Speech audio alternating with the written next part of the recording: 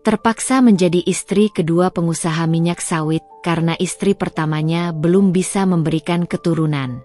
Dia memberiku mahar uang 10 miliar dan rumah mewah. Semua ini aku lakukan demi keluargaku. Assalamualaikum warahmatullahi wabarakatuh. Selamat datang bunda semuanya di channel Kisah Cerita. Sebelum masuk ke ceritanya silahkan absen terlebih dahulu ya. Bunda-bunda semuanya dari daerah mana saja yang sudah subscribe semoga rezekinya lancar ya. Namaku Ayu Ningsih, dan dulu, duniaku adalah sebuah rumah kecil dengan cat mengelupas di pinggir kota. Bukan rumah mewah yang berlimpah fasilitas, tapi di sana, setiap sudutnya dipenuhi tawa dan kehangatan. Aku anak sulung dari 3 bersaudara. Adikku, Bima, berumur 18 tahun, baru saja lulus SMA dengan nilai pas-pasan tapi punya semangat membara untuk menjadi montir. Dan si bungsu, Rani, permata berusia 5 tahun yang selalu ceria, gemar sekali menggambar apa saja di dinding rumah dengan krayon curiannya dari sekolah. Ayahku, Pak Dipo, adalah seorang tukang jahit keliling. Dengan mesin jahit tuanya, beliau berkeliling dari satu komplek ke komplek lain, menerima pesanan permak atau jahitan sederhana. Penghasilannya tak seberapa. Kadang cukup untuk makan hari itu, kadang pas-pasan sekali. Tapi ayah tak pernah mengeluh. Di mata kami, beliau adalah sosok pahlawan yang selalu tersenyum, meski peluh membasahi dahinya. Beliau selalu bilang, selama kita bisa makan, nak, itu sudah rezeki. Jangan pernah menyerah. Ibu, Bu Lastri, adalah jantung keluarga kami. Dengan cekatan, beliau mengelola uang belanja yang serba terbatas, mengubah bahan makanan sederhana menjadi hidangan lezat yang selalu dinanti. Ibu juga menerima pesanan kue basah dari tetangga, membantu menambah sedikit pundi-pundi keluarga. Tangannya halus, senyumnya lembut, dan meski sering terlihat lelah, sorot matanya selalu memancarkan cinta tak terbatas untuk kami. Dialah yang mengajariku merajut, mengolah masakan tradisional, dan yang terpenting, mengajarku pentingnya menjaga harga diri dan kejujuran. Hidup itu bukan cuma tentang punya banyak, tapi tentang jadi orang yang baik. Begitu pesan ibu yang selalu kuingat. Aku sendiri, setelah lulus SMK jurusan Tata Busana, langsung membantu ayah. Tak ada biaya untuk melanjutkan kuliah. Aku bermimpi bisa membuka butik kecil suatu hari nanti, merancang gaun-gaun indah, dan melihat orang-orang bahagia mengenakan karyaku. Setiap malam, setelah semua pekerjaan rumah selesai, aku akan duduk di sudut kamar, membuat sketsa desain di buku gambar lusuhku. Kadang, Bima ikut mengintip dan berkomentar seenaknya, membuat kami tertawa. Rani akan tertidur di pangkuan ibu, pulas setelah seharian bermain. Hidup kami sederhana, jauh dari kemewahan. Kami tidak punya televisi layar datar atau kendaraan pribadi. Bahkan handphone pun cuma satu. Itu pun sudah model lama yang bergantian kami pakai. Tapi, kami punya segalanya yang tak bisa dibeli dengan uang. Cinta, tawa, dan kebersamaan. Setiap sore, kami akan berkumpul di teras rumah, menikmati teh manis buatan ibu sambil mendengarkan celotehan Rani atau cerita lucu dari ayah tentang pelanggan-pelanggan anehnya. Itu adalah momen-momen yang paling kunikmati, saat kami semua utuh, tanpa beban, dan merasa aman dalam lingkaran kasih sayang keluarga. Kami memang tidak kaya harta, tapi kami kaya akan kebahagiaan. Aku yakin, selama kami punya satu sama lain, kami bisa menghadapi apapun. Atau setidaknya, itulah yang selalu kupikirkan, sebelum badai itu datang dan mengubah segalanya. Kehidupan kami yang sederhana mulai terasa goyah saat ayah memutuskan untuk mencoba peruntungan baru, sebuah langkah yang ternyata menjadi awal dari jurang masalah kami. Beliau mendengar kabar tentang pembangunan sebuah pabrik garmen besar di pinggiran kota. Katanya, kebutuhan akan seragam pekerja akan sangat tinggi, mencapai ribuan potong setiap bulannya.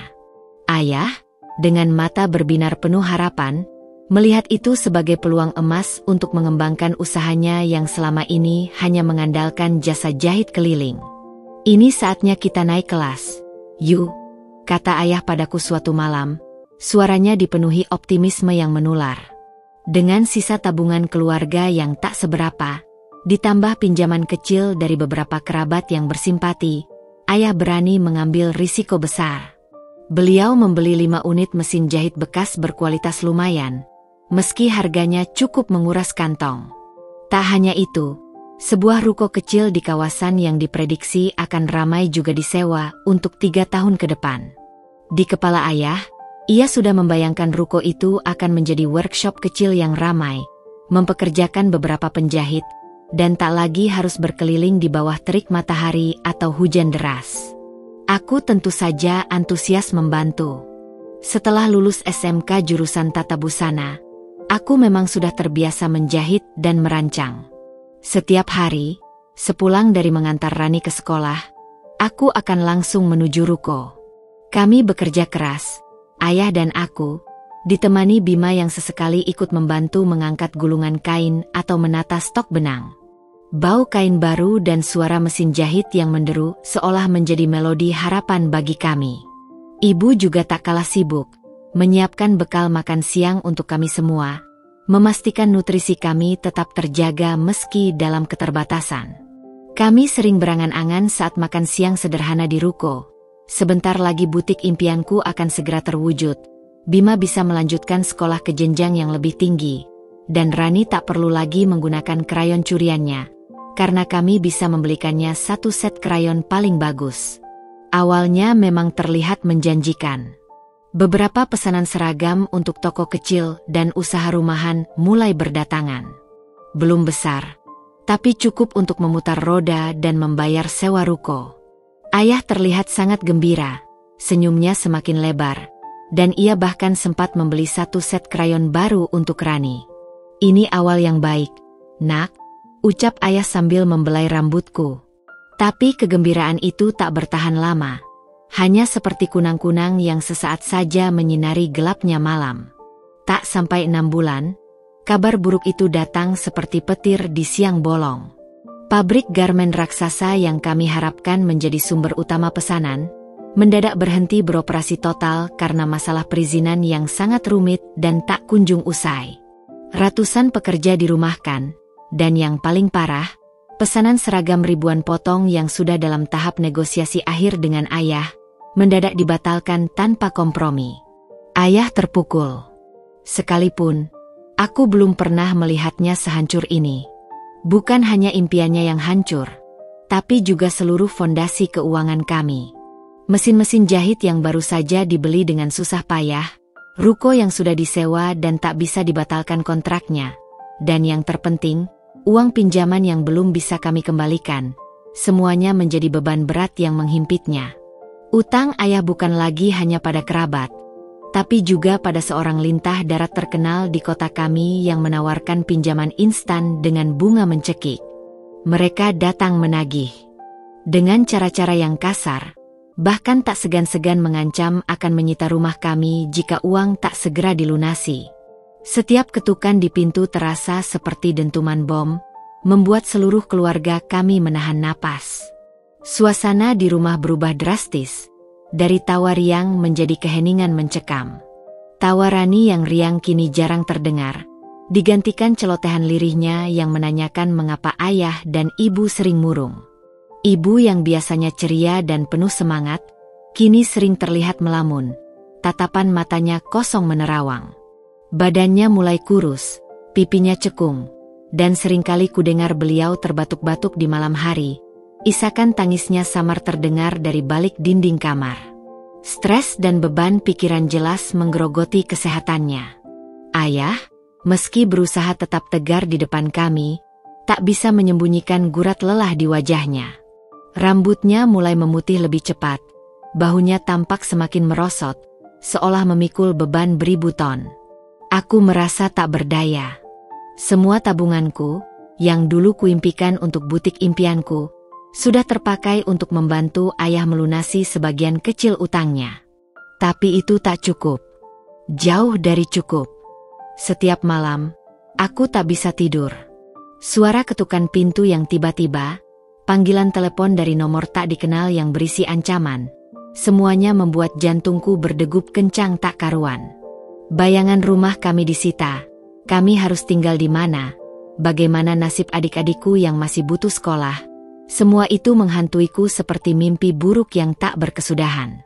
Satu sore yang suram, aku tak sengaja mendengar percakapan ayah dan ibu di dapur. Ayah berkata dengan suara serak, hampir seperti bisikan putus asa. Kita harus jual rumah, Lastri. Itu satu-satunya jalan. Aku tidak punya pilihan lain. Ibu menangis tanpa suara, hanya isakan tertahan yang memenuhi keheningan. Aku berdiri mematung di ambang pintu, air mata tak terbendung membasahi pipiku. Rumah kecil kami, satu-satunya warisan dari kakek nenekku, tempat kami tumbuh besar, tempat semua kenangan manis tercipta, akan lenyap. Fondasi terakhir kami akan hancur. Di tengah kegelapan yang pekat itu, sebuah pertanyaan berat mulai muncul di benakku, membebani jiwaku. Apalagi yang bisa kulakukan untuk menyelamatkan keluargaku? Aku akan melakukan apapun. Apapun. Hari-hari berikutnya terasa seperti di neraka yang nyata. Setiap detiknya adalah siksaan. Ketukan di pintu rumah kami semakin sering, bukan lagi ketukan biasa, melainkan gebrakan kasar yang diiringi teriakan dan makian dari orang-orang suruhan lintah darat itu. Mereka bahkan berani menuliskan kata-kata kotor dan ancaman kematian di dinding depan rumah kami dengan cat semprot merah. Tulisan itu berbunyi, bayar atau mati. Rumah disita. Rani, adik bungsuku, yang biasanya ceria, kini selalu ketakutan. Ia sering terbangun di malam hari karena mimpi buruk. Tubuh mungilnya bergetar, memelukku erat sambil terisak. Kak Ayu, ada monster, bisiknya dengan suara gemetar. Padahal, monster, itu adalah bayangan penagih utang yang terus mengintai. Ibu semakin parah, batuknya tak berhenti, dan tubuhnya terlalu lemah untuk bangkit dari tempat tidur. Wajahnya yang biasanya lembut kini terlihat cekung dan pucat pasi. Ayah, yang selama ini adalah tiang keluarga kami, kini sering terlihat menunduk. Bahunya bergetar menahan tangis yang tak sanggup ia keluarkan. Ia menyalahkan dirinya sendiri atas semua ini. Aku merasa putus asa, seolah terperangkap dalam lumpur hisap. Setiap hari aku mencoba mencari pekerjaan apa saja. Membantu di warung kelontong, menjadi buruh cuci panggilan, bahkan pernah mencoba melamar sebagai pelayan di sebuah restoran kecil. Tapi penghasilannya sangat tidak seberapa, hanya cukup untuk makan sehari-hari. Tak akan cukup untuk melunasi utang ayah yang sudah mencapai angka fantastis, 500 juta rupiah. Ditambah bunga mencekik yang terus membengkak setiap harinya. Angka itu terasa seperti jurang tak berdasar yang siap menelan kami kapan saja. Rumah kami sudah dipasang pelang peringatan berwarna kuning. Tertulis besar, rumah ini dalam proses penyitaan. Batas waktu pelunasan hanya tinggal 1 minggu.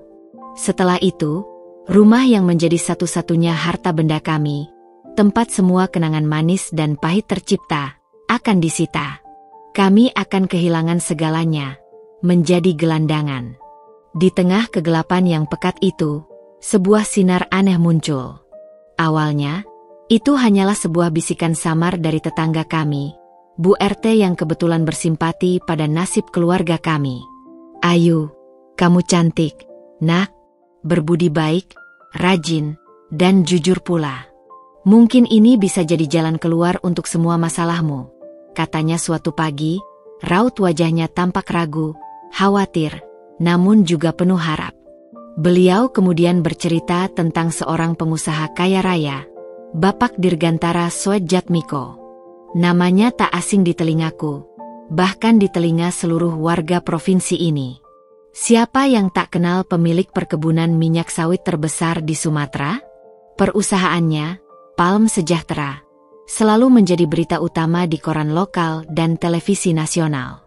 Kekayaannya tak terhingga, konon asetnya mencapai triliunan rupiah. Yang aku tahu, Ia sudah menduda beberapa tahun lalu, dan kini hidup berdua dengan istri barunya, Ibu Renata, yang dikenal sangat anggun dan cantik, namun juga dikenal sangat dingin dan tertutup. Bu RT melanjutkan ceritanya dengan nada pelan, seolah takut ada yang mendengar. Bapak Dirgantara ini sudah lama menikah dengan Ibu Renata, tapi belum juga dikaruniai anak. Mereka sudah berobat kemana-mana, dari tabib tradisional hingga dokter spesialis di luar negeri, tapi hasilnya nihil. Pak Dirgantara itu sangat mendambakan seorang pewaris untuk melanjutkan bisnis keluarganya yang besar. Beliau bahkan pernah berujar pada kenalannya, kalau ada wanita baik-baik yang mau membantunya mendapatkan keturunan, ia tidak akan segan-segan memberikan imbalan yang sangat pantas, bahkan mungkin melebihi impianmu. Awalnya aku tak terlalu memedulikannya. Mana mungkin seorang pengusaha sekaya Bapak Dirgantara, yang hidupnya di dunia yang jauh berbeda, melirik gadis biasa sepertiku? Lagi pula, apa maksudnya, membantu mendapatkan keturunan? Aku merasa ada sesuatu yang janggal, sebuah keganjilan yang membuat hatiku bergidik. Namun, Bu RT terus mendesak, ini bukan sembarangan, ini serius. Mereka butuh penerus. Aku bisa bantu menjembatani jika kamu mau mempertimbangkannya. Demi keluargamu, Malamnya, dengan hati berat dan perasaan campur aduk, aku menceritakan ini pada ayah dan ibu. Wajah ayah pucat pasi, matanya membelalak tak percaya. Ibu, yang biasanya menentang segala sesuatu yang berbau jalur pintas, atau hal-hal di luar norma, kali ini hanya diam. Membisu, tatapannya menerawang ke sudut ruangan yang gelap, seolah sedang menghitung semua beban dan kesengsaraan yang sudah kami alami. Putus asa memang bisa mengubah cara pandang seseorang, membuat mereka melihat celah di kegelapan. Aku tahu, mereka tidak akan memaksaku, tapi aku juga tahu, mereka tak punya pilihan lain selain berharap. Dan aku pun merasa tak punya pilihan lain. 2 hari kemudian, secara mengejutkan, datanglah tamu tak terduga ke rumah kami yang reot. Sebuah mobil sedan hitam mengkilap berhenti di depan rumah, menarik perhatian seluruh tetangga.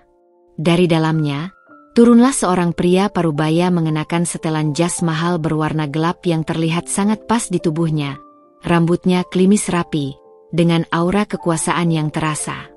Di belakangnya, seorang wanita elegan berumur sekitar 40-an, mengenakan gaun sutra berwarna abu-abu yang anggun, melangkah dengan tatapan dingin dan raut wajah tanpa ekspresi. Diikuti oleh seorang pria lain yang terlihat serius, membawa tas kerja kulit, pasti seorang pengacara. Itu adalah Pak Dirgantara sendiri, bersama sekretaris pribadinya, dan seorang pengacara dari firma hukum terkemuka di kota ini. Ruang tamu kecil kami terasa sesak oleh kehadiran mereka yang begitu berkelas.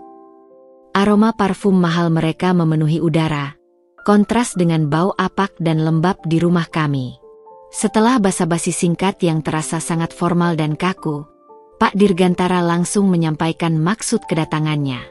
Suaranya berat, tegas, namun ada nada keseriusan yang membuatku merinding dan keringat dingin membasahi punggungku. Nona Ayu, ia memulai, menatap lurus ke mataku tanpa berkedip, seolah bisa membaca setiap ketakutan dan harapan di sana. Saya dengar Anda sedang mengalami kesulitan finansial yang cukup berat. Informasi yang saya terima menunjukkan bahwa keluarga Anda terancam kehilangan tempat tinggal akibat utang yang menumpuk.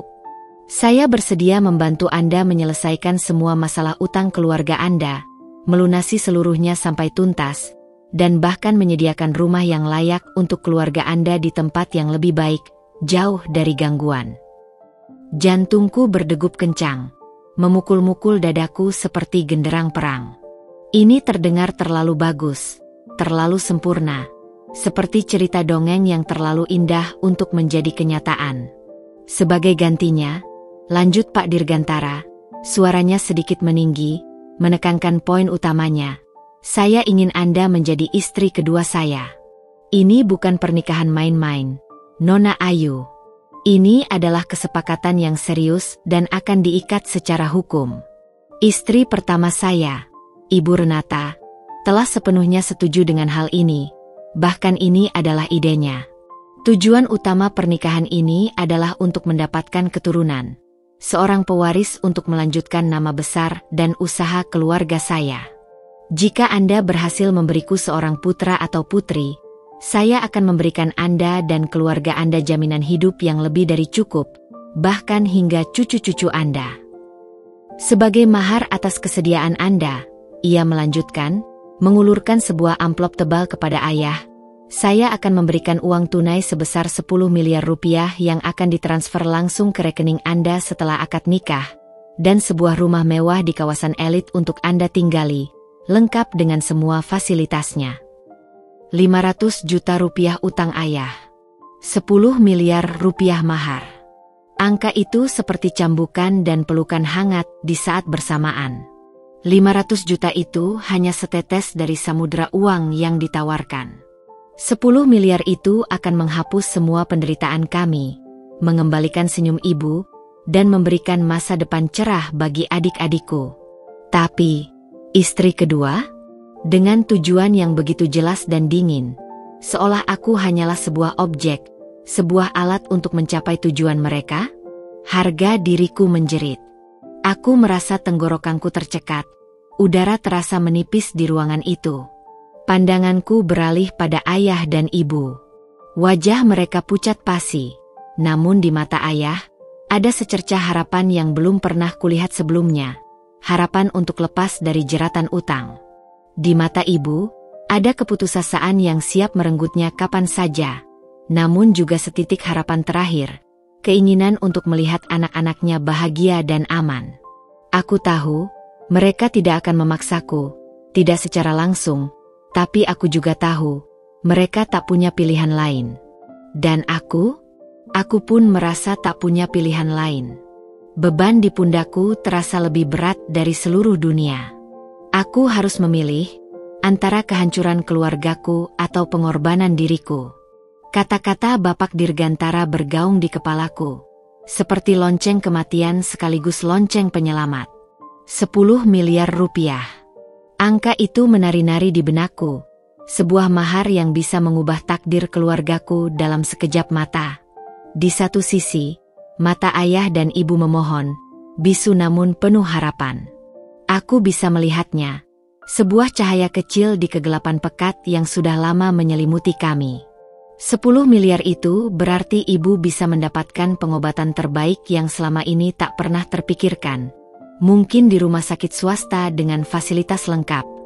Ayah bisa melunasi semua utangnya, bahkan utang pada lintah darat yang setiap hari meneror kami, dan memulai kembali hidupnya tanpa beban berat yang menghimpit pundaknya. Dan adik-adikku, Bima dan Rani, mereka bisa mengejar impian mereka tanpa dihantui kemiskinan. Bima bisa kursus montir di tempat terbaik, dan Rani bisa sekolah di taman kanak-kanak yang layak, tak perlu lagi mengkhawatirkan uang jajan. Mereka akan punya masa depan yang layak, bahkan lebih dari layak.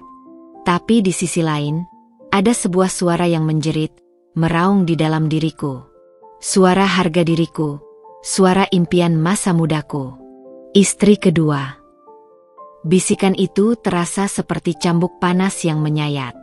Aku selalu memimpikan pernikahan yang didasari cinta, ikatan suci yang dibangun atas dasar kasih sayang dan pengertian. Aku membayangkan gaun putih sederhana, upacara yang hangat di hadapan keluarga dan teman-teman, dan seorang suami yang mencintaiku apa adanya, menerima segala kekurangan dan kelebihanku.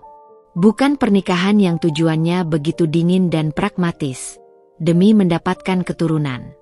Aku merasa seperti barang yang diperdagangkan, sebuah wadah kosong yang hanya diharapkan bisa menghasilkan seorang pewaris.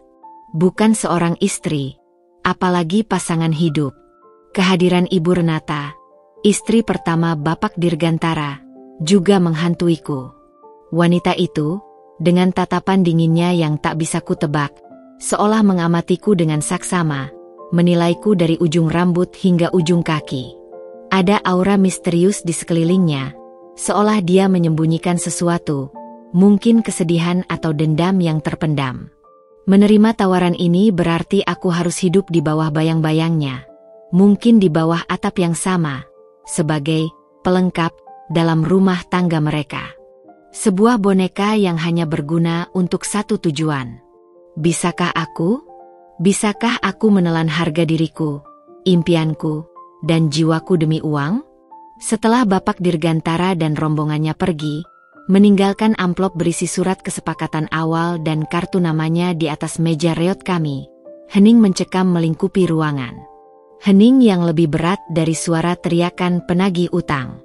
Ayah menghela napas panjang, lalu memalingkan wajah, tak sanggup menatapku.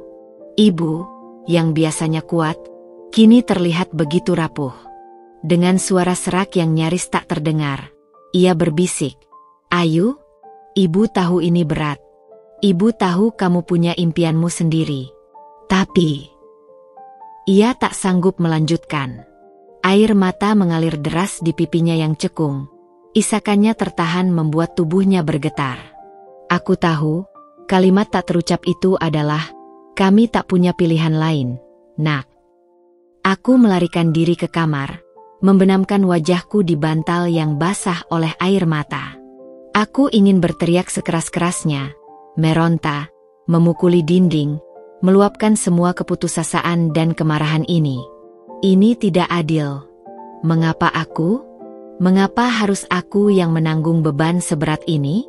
Impianku untuk memiliki butik kecil, masa mudaku yang seharusnya penuh warna, semua akan kuserahkan untuk sebuah kesepakatan yang terasa begitu menjijikkan, kotor, dan tak berperasaan.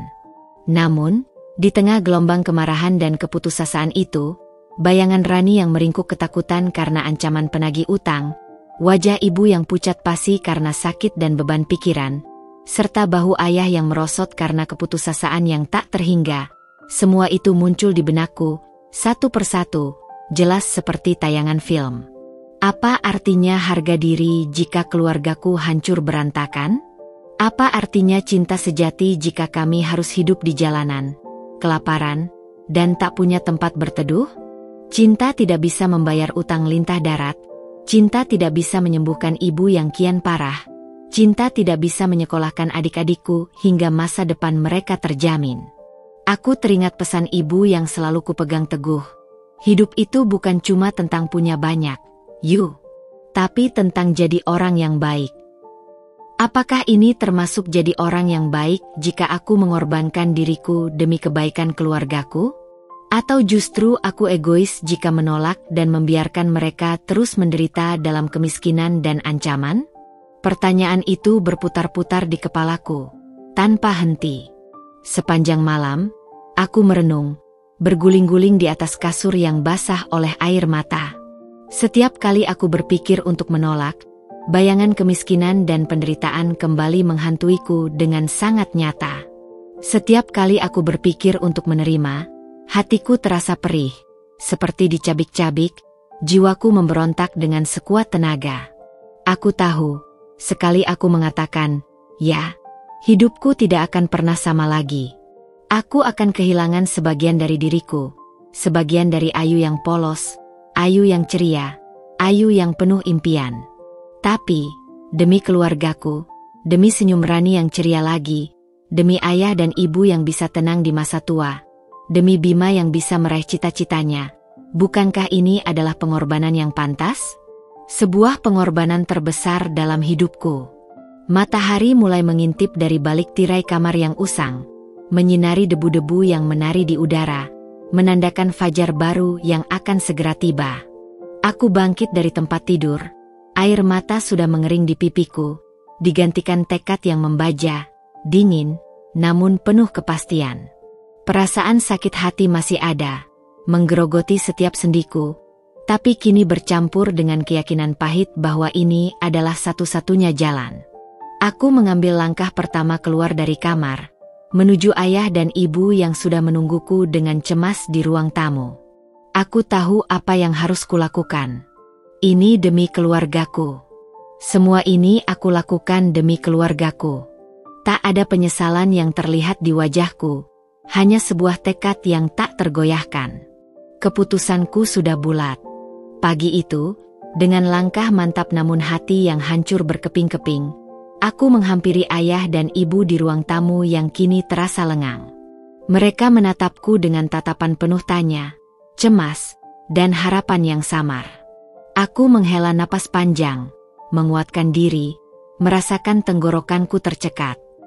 Ayah, ibu, ayo terima tawarannya, ucapku, suaraku nyaris tak terdengar, hanya sebuah bisikan lirih yang penuh kepedihan. Air mata yang sudah kubendung sejak semalam, kini tumpah ruah, mengalir deras membasahi pipiku. Ayah langsung memelukku erat, tubuhnya bergetar hebat. Aku tahu, getaran itu bukan hanya karena kelegaan, tetapi juga kepedihan yang sama denganku, atas pengorbanan yang harus kulakukan. Ibu hanya bisa menangis terisak di balik punggung ayah, tanpa kata. Mereka tak mengucapkan terima kasih, karena mereka tahu, ini adalah pengorbanan terbesarku, sebuah harga yang harus kubayar mahal. Siang itu juga, dengan tangan gemetar, ayah menelepon Bapak Dirgantara. Sorenya, mobil sedan hitam itu kembali datang. Kali ini dengan suasana yang sedikit berbeda. Pak Dirgantara tampak lega. Ada senyum tipis di bibirnya, namun ekspresinya tetap serius dan profesional. Bersama pengacaranya yang cekatan, detail kesepakatan itu dijelaskan ulang kepadaku, satu persatu, dan aku mendengarkan dengan seksama, berusaha memahami setiap kalimat yang rumit. Ini bukan sekadar janji lisan. Ini adalah kontrak hukum yang mengikat, tertulis di atas lembaran-lembaran kertas tebal yang harus kutandatangani. Ada klausul tentang mahar 10 miliar yang akan ditransfer sesaat setelah akad nikah. Ada pula tentang rumah mewah yang akan atas namaku. Dan yang paling penting, kewajibanku sebagai istri kedua yang diharapkan bisa memberikan keturunan. Tanganku gemetar. Tapi aku tetap menuliskan namaku dengan hati-hati di setiap lembar dokumen. Disaksikan ayah dan ibu yang terlihat tegang. Aku seperti menandatangani lembar takdir baru. Akad nikah dilaksanakan 3 hari kemudian. Sangat sederhana, bahkan terasa hambar, nyaris tanpa perayaan. Hanya ada ayah, ibu, Bima, Rani, dan Bu RT sebagai saksi dari pihakku. Sementara dari pihak Bapak Dirgantara, hanya ada dia sendiri beserta pengacaranya. Tidak ada tamu lain, tidak ada sanak saudara, tidak ada pesta. Aku mengenakan kebaya sederhana berwarna krem yang dijahitkan ibu dari sisa kain, bukan gaun putih impianku. Wajahku tanpa riasan, pucat dan kosong, seolah kehilangan semua warna kehidupan. Kata-kata ijab kabul yang diucapkan Bapak Dirgantara, lalu kuikuti, terasa seperti cambukan, mengikatku pada takdir yang tak pernah kuinginkan. Namun, ketika penghulu mengucapkan kalimat, sah, dan ayah menepuk pundakku pelan, aku menoleh ke arah ayah dan ibu. Di mata mereka, ada binar kelegaan yang begitu dalam, sebuah cahaya yang menyingkirkan awan mendung di wajah mereka. Setidaknya, semua pengorbananku, semua air mataku, tidak sia-sia. Tak lama setelah akad, sebuah notifikasi masuk ke ponsel ayah. Layar ponsel ayah berkedip, menampilkan angka fantastis, 10 miliar rupiah. Angka itu tertera jelas di layar ponsel ayah, diikuti tanda centang hijau yang menandakan transfer berhasil. Ayah langsung bersujud syukur di lantai ruang tamu yang dingin, suaranya parau menahan tangis. Ibu memelukku erat, isakannya berubah menjadi tangisan haru. Alhamdulillah, nak, alhamdulillah, bisiknya berkali-kali. Sebagian uang itu langsung digunakan untuk melunasi seluruh utang ayah, bahkan bunga-bunga mencekik itu pun dibayar lunas. Pelang penyitaan di depan rumah kami segera dicopot oleh orang-orang suruhan Pak Dirgantara yang datang tak lama kemudian. Sisanya, sebagian besar akan disimpan dalam rekening bank untuk masa depan adik-adikku dan pengobatan ibu. Beban berat itu seolah terangkat dari pundak kami. Malam itu, setelah kami membereskan barang-barang seadanya dari rumah lama, sebuah mobil mewah berwarna hitam legam datang menjemputku. Bukan mobil yang sama saat Pak Dirgantara datang. Kali ini lebih besar, lebih mewah, sebuah SUV premium dengan seorang sopir pribadi yang rapi berseragam. Ayah memelukku erat, bisikannya tercekat. Maafkan ayah, nak. Kamu adalah pahlawan keluarga kita. Jangan lupakan kami. Air matanya membasahi bahuku. Ibu memelukku lebih lama. Air matanya tak henti mengalir, membasahi kerudungku. Jaga dirimu baik-baik, Nak Ayu, bisiknya dengan suara gemetar. Bima menatapku dengan mata berkaca-kaca. Ada kesedihan dan kebanggaan yang bercampur aduk di sana. Dan Rani, si bungsu yang polos, melambaikan tangan dengan senyum ceria. Tak mengerti arti perpisahan ini, ia hanya berpikir aku akan pergi berlibur. Perjalanan terasa sangat panjang, menembus jalanan kota yang ramai dan terang benderang, menuju kawasan yang tak pernah kubayangkan akan kutinggali. Kami melewati gerbang-gerbang perumahan mewah, satu demi satu, hingga akhirnya masuk ke sebuah kompleks perumahan elit dengan gerbang tinggi yang dijaga ketat oleh petugas keamanan berseragam. Setiap rumah di sana adalah mahakarya arsitektur, dengan taman luas yang tertata apik, air mancur yang gemericik, dan mobil-mobil mewah berbagai merek terparkir rapi di garasi. Jauh sekali dari rumah kecilku di pinggir kota yang sempit dan sederhana. Mobil berhenti di depan sebuah gerbang tinggi berwarna hitam, yang perlahan terbuka secara otomatis dengan suara pelan. Di baliknya, berdiri sebuah rumah megah. Bukan sekadar rumah, melainkan sebuah mansion dengan arsitektur klasik modern, dihiasi taman yang sangat luas, kolam renang yang berkilauan indah di bawah cahaya lampu, dan pilar-pilar kokoh yang menjulang tinggi di depan pintu utama. Inilah rumah baruku, rumah yang dijanjikan Pak Dirgantara. Sebuah istana impian, bagi sebagian orang. Namun bagiku, ini adalah sangkar emas, sebuah penjara berlapis kemewahan. Di ambang pintu utama, berdiri seorang wanita. Tinggi, langsing, mengenakan gaun malam berbahan sutra yang anggun, berwarna biru gelap yang menonjolkan kulitnya yang putih. Rambutnya disanggul rapi, wajahnya dirias sempurna, namun tatapannya dingin dan tajam, menusuk langsung ke relung hatiku. Itulah Ibu Renata, istri pertama Bapak Dirgantara. Ia tidak tersenyum, tidak menunjukkan emosi apapun di wajahnya yang datar. Hanya berdiri di sana, seperti sebuah patung, menyambut kedatanganku sebagai istri kedua suaminya. "Selamat datang, Ayu," ucapnya, suaranya halus namun tanpa kehangatan sedikit pun, lebih mirip sebuah formalitas belaka. "Aku harap kamu bisa betah di sini." Suasana terasa mencekik, seolah udara tiba-tiba menipis. Aku hanya bisa mengangguk pelan, berusaha menahan air mata yang kembali mendesak keluar. Di hadapanku, terbentanglah dunia baru yang sangat asing, penuh intrik dan ketidakpastian. Dunia yang kupilih demi keluargaku, namun entah akan membawaku kemana, dan apakah aku akan menemukan diriku lagi di dalamnya.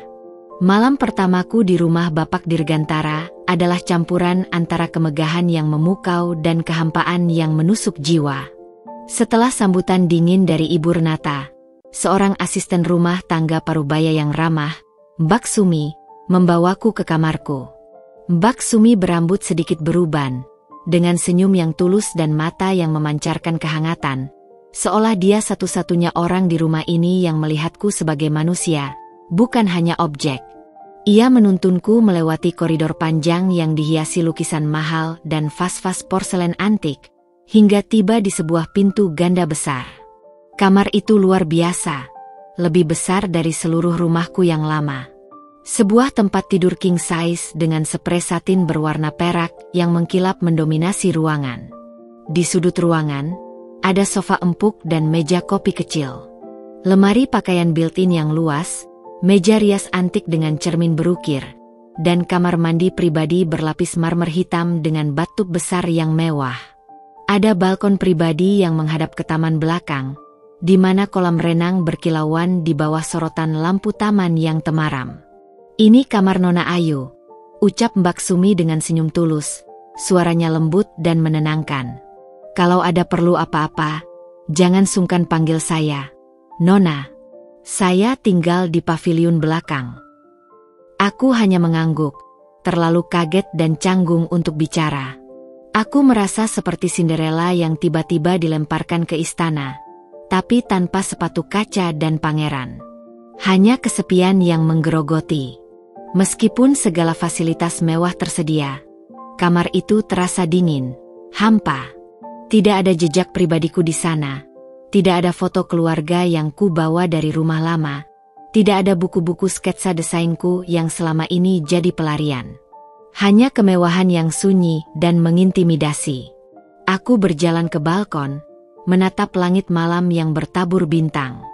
Di kejauhan, aku bisa melihat samar-samar lampu-lampu kota, mengingatkanku pada rumah kecilku yang kini terasa begitu jauh, pada tawarani yang riang, pada ayah dan ibu yang kini pasti sedang berjuang untuk beradaptasi dengan kehidupan tanpa diriku. Air mata kembali membasahi pipiku, mengalir tak terbendung. Disinilah aku sekarang, terpisah dari duniaku, dari orang-orang yang kucintai, terjebak dalam sangkar emas ini. Keesokan harinya, aku mulai menghadapi realitas. Sarapan disajikan di meja makan panjang berlapis marmer yang bisa menampung belasan orang. Hanya ada Bapak Dirgantara, Ibu Renata, dan aku. Suasana sangat kaku. Bahkan garpu yang bergesekan dengan piring pun terdengar nyaring.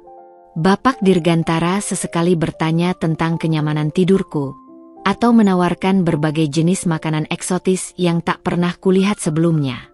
Beliau memang pria yang baik, sopan, dan penuh perhatian, selalu menjaga etikanya. Namun, interaksi kami terasa sangat formal, seolah kami sedang menjalin hubungan bisnis yang kaku, bukan suami istri. Ada batas yang jelas di antara kami, sebuah dinding tak kasat mata, yang menghalangi kedekatan. Ibu Renata duduk di seberangku, mengenakan dress sutra berwarna biru tua yang elegan. Tatapannya tak pernah lepas dari setiap gerakan tanganku saat mengambil makanan, atau saat aku menyesap teh. Dia tak bicara banyak, hanya mengamati, dan itu membuatku merasa seperti sedang diuji, diperiksa, dan dinilai. Sesekali, dia akan melontarkan pertanyaan singkat yang terdengar seperti interogasi. Sudah lama tinggal di kota ini, Ayu? Atau, apakah kamu terbiasa dengan masakan rumah ini? Nada suaranya datar, tanpa emosi yang bisa kubaca, sulit dipahami. Setiap kata darinya terasa seperti pisau bermata dua, memotong kenyamanan dan menambah tekanan. Aku menjawab seadanya, berusaha menjaga sopan santun dan tidak membuat kesalahan. Hari-hari berikutnya berlalu dengan pola yang sama, monoton dan penuh ketegangan. Bapak Dirgantara sibuk dengan bisnisnya, berangkat pagi buta dan pulang larut malam, kadang sampai tengah malam.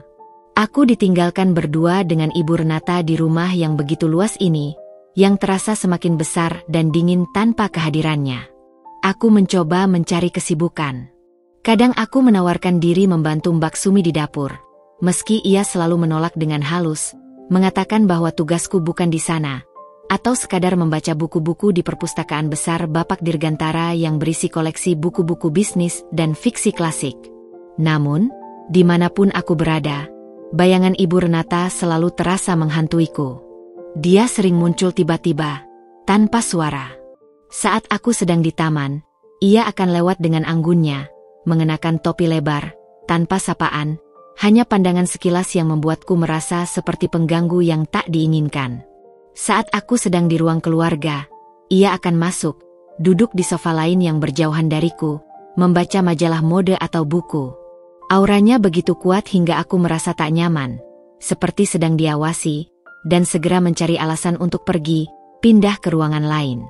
Dia tidak pernah memarahiku secara langsung, tidak pernah mengeluarkan kata-kata kasar atau menghinaku. Justru sikapnya yang dingin dan tanpa emosi itu yang paling mengerikan. Seolah-olah aku tidak ada, aku hanyalah hantu di rumah itu, atau lebih buruk, aku adalah objek yang tidak pantas untuk diakui keberadaannya sebagai manusia. Suatu siang, aku sedang duduk di teras belakang, menatap kolam renang yang airnya tampak biru jernih di bawah sinar matahari. Suasana hening, Hanya ada suara gemericik air dari pancuran kolam. Ibu Renata muncul dari dalam, membawa secangkir teh porselen. Ia berjalan pelan, lalu duduk di kursi rotan lain, cukup jauh dariku, tak lebih dari 2 meter. Keheningan terasa mencekik, lebih berat dari apapun. Akhirnya, ia memecah keheningan itu. "Kamu tahu, Ayu," suaranya tenang, nyaris seperti bisikan, tapi terdengar jelas di udara yang hening. "Aku dan Dirga sudah menikah lebih dari 15 tahun. Kami sudah mencoba segala cara untuk punya anak. Semua metode, semua dokter, semua terapi. Tapi takdir berkata lain, tidak mengizinkan kami." Ia berhenti sejenak, menyesap tehnya dengan anggun, lalu melanjutkan tanpa menatapku, pandangannya lurus ke depan, ke arah kolam renang. "Keputusan untuk mencari istri kedua, itu bukan keputusan yang mudah bagiku. Sama sekali tidak. Ini adalah keputusan yang sangat menyakitkan." Ada jeda panjang. Tapi Dirga sangat menginginkan keturunan. Ia butuh pewaris untuk semua ini. Tangannya mengayun pelan, mengisyaratkan seisi mensyahn, taman yang luas, dan seluruh harta kekayaan Bapak Dirgantara yang tak terhitung jumlahnya. Dan aku tidak bisa memberikannya. Jadi, aku harus merelakan, demi kelanjutan nama keluarganya, dan demi Dirga. Aku mendengarkan dengan saksama. Ada nada kesedihan yang samar di balik ketenangan suaranya, sebuah keputusasaan yang begitu mendalam. Kesedihan seorang wanita yang telah menyerah pada impian terbesarnya. Hatiku terasa ngilu mendengarnya, memahami sedikit penderitaannya. "Aku harap kamu bisa menunaikan tugasmu dengan baik, Ayu," lanjutnya, akhirnya menatapku. Kali ini, tatapannya tidak dingin, melainkan kosong, hampa, seperti cermin yang memantulkan kekosongan jiwanya. "Hanya itu yang aku minta. Jangan mengecewakan Dirga. Dan yang terpenting." Ia mendekatkan sedikit tubuhnya, suaranya berubah menjadi lebih rendah dan tegas, penuh peringatan. "Jangan pernah berpikir untuk merebut tempatku. Aku istri pertamanya. Itu tidak akan pernah berubah." Kalimat terakhir itu diucapkan dengan nada yang begitu tegas dan mengancam, membuatku merinding dan merasakan hawa dingin di punggung. Aku mengangguk pelan, tanpa mampu mengeluarkan sepatah kata pun. Bayangan Ibu Renata, bukan hanya sebagai istri pertama yang cemburu, tapi sebagai wanita yang kehilangan impiannya, mulai membayangi setiap langkahku di rumah ini. Aku sadar, hidupku di sini tidak akan mudah. Ini bukan hanya tentang memenuhi tugasku sebagai pencetak keturunan, tapi juga tentang bertahan di tengah bayangan yang selalu mengawasiku, siap menghakimi setiap gerak-gerikku. Aku seperti tamu tak diundang di pesta yang seharusnya kudatangi, tapi kehadiranku hanya karena sebuah perjanjian. Minggu-minggu pertama di rumah megah itu terasa seperti aku berjalan di atas pecahan kaca tipis. Setiap langkah harus kuambil dengan sangat hati-hati, seolah satu kesalahan kecil bisa membuatku jatuh terjerembab ke jurang yang lebih dalam. Aku berusaha keras untuk tidak menarik perhatian, tidak membuat keributan sekecil apapun, dan sebisa mungkin, tidak melukai perasaan siapapun, terutama Ibu Renata. Rutinitas pagiku selalu dimulai dengan sarapan kaku di meja makan panjang, di mana aku duduk di antara Bapak Dirgantara dan Ibu Renata, suasana yang terasa sangat dingin dan formal. Setelah itu, aku akan menghabiskan waktu sendirian di kamar atau di perpustakaan besar sampai Bapak Dirgantara pulang larut malam. Aku merasa seperti sebuah boneka porselen yang dipajang di etalase toko, indah namun tak bernyawa. Mbak Sumi adalah satu-satunya pelayan yang berani bicara padaku secara akrab, tanpa rasa canggung atau ketakutan. Dia sering membawakan teh hangat atau camilan lezat ke kamarku, dan kadang, dia akan menemaniku mengobrol ringan tentang hal-hal sepele, seperti cuaca atau resep masakan. Dari dialah aku tahu lebih banyak tentang seluk-beluk rumah tangga ini, tentang dinamika yang rumit di antara penghuninya. Ibu Renata itu aslinya baik, Nona. Hatinya lembut, bisik Mbak Sumi suatu sore, matanya penuh simpati. Tapi sejak tahu beliau tidak bisa punya anak, hatinya jadi beku. Nona, beliau sudah mencoba semua cara, tapi memang belum takdirnya. Beliau sangat mencintai Bapak Dirgantara, dan beliau tahu Bapak sangat mendambakan anak untuk melanjutkan nama besar keluarga. Penjelasan Mbak Sumi sedikit memberiku pemahaman, namun tak serta-merta menghilangkan rasa canggung di antara kami. Aku juga mulai menyadari bagaimana para pelayan lain memandangku. Ada yang menatapku dengan tatapan ingin tahu yang terang-terangan, seolah aku adalah tontonan baru. Ada pula yang terlihat jelas tidak suka, bahkan menunjukkan gestur menghindar. Mereka mungkin berpikir aku adalah seorang perusak rumah tangga, seorang perebut suami orang, atau mungkin hanya wanita mata duitan yang memanfaatkan kesulitan keluarga sendiri untuk keuntungan pribadi. Bisik-bisik sering kudengar saat aku melewati lorong, atau saat mereka mengira aku tidak mendengar. Itu istri mudanya ya? Cantik sih, tapi kasihan Ibu Renata. Sudah belasan tahun menikah tak punya anak, sekarang malah ada orang lain. Atau, wah, enak banget ya, tiba-tiba dapat harta segini banyaknya cuma modal cantik. Setiap bisikan itu seperti tusukan kecil di hatiku, menambah beban di pundak. Aku tahu, apapun yang mereka katakan, itu adalah konsekuensi pahit dari pilihanku. Suatu hari, aku mencoba membantu Mbak Sumi merapikan ruang keluarga. Aku rindu melakukan pekerjaan sederhana, merajut, atau sekadar membantu bersih-bersih seperti di rumah lamaku. Tangan ini terlalu lama menganggur dan rasanya aneh. Saat aku sedang melipat selimut beludru yang tebal, seorang pelayan muda bernama Siti, yang tampak selalu tegang dan ketakutan di dekat Ibu Renata, lewat dan tak sengaja menyenggol vas bunga besar porselen yang diletakkan di meja tengah. Vas itu bergeser dan hampir jatuh, mengeluarkan bunyi nyaring yang membuatku terkesiap. Dengan refleks cepat, aku mengulurkan tangan dan menangkapnya sebelum pecah berkeping-keping di lantai marmer. Siti langsung pucat pasi, wajahnya memutih. Maaf, Nona. Aduh, saya ceroboh sekali. Ampuni saya, Nona, katanya gemetaran, hampir menangis. Tidak apa-apa, Siti.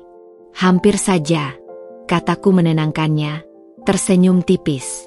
Namun, tiba-tiba Ibu Renata muncul dari balik pintu ruang makan. Langkahnya anggun namun cepat. Tatapannya yang tajam menyapu kami berdua. Ia melihat tanganku yang memegang vas porselen itu dan Siti yang masih gemetaran. Apa yang terjadi di sini? Suaranya dingin, membuat suasana langsung membeku. Siti langsung menunduk dalam, bahkan tidak berani menatapnya. Tidak ada apa-apa, Bu. Saya hampir menjatuhkan vas ini, tapi Nona Ayu menolongnya. Ibu Renata menatapku, lalu ke vas, lalu kembali ke Siti. Ada jeda yang menegangkan. Lain kali hati-hati, Siti. Ini vas peninggalan nenek saya. Sangat berharga.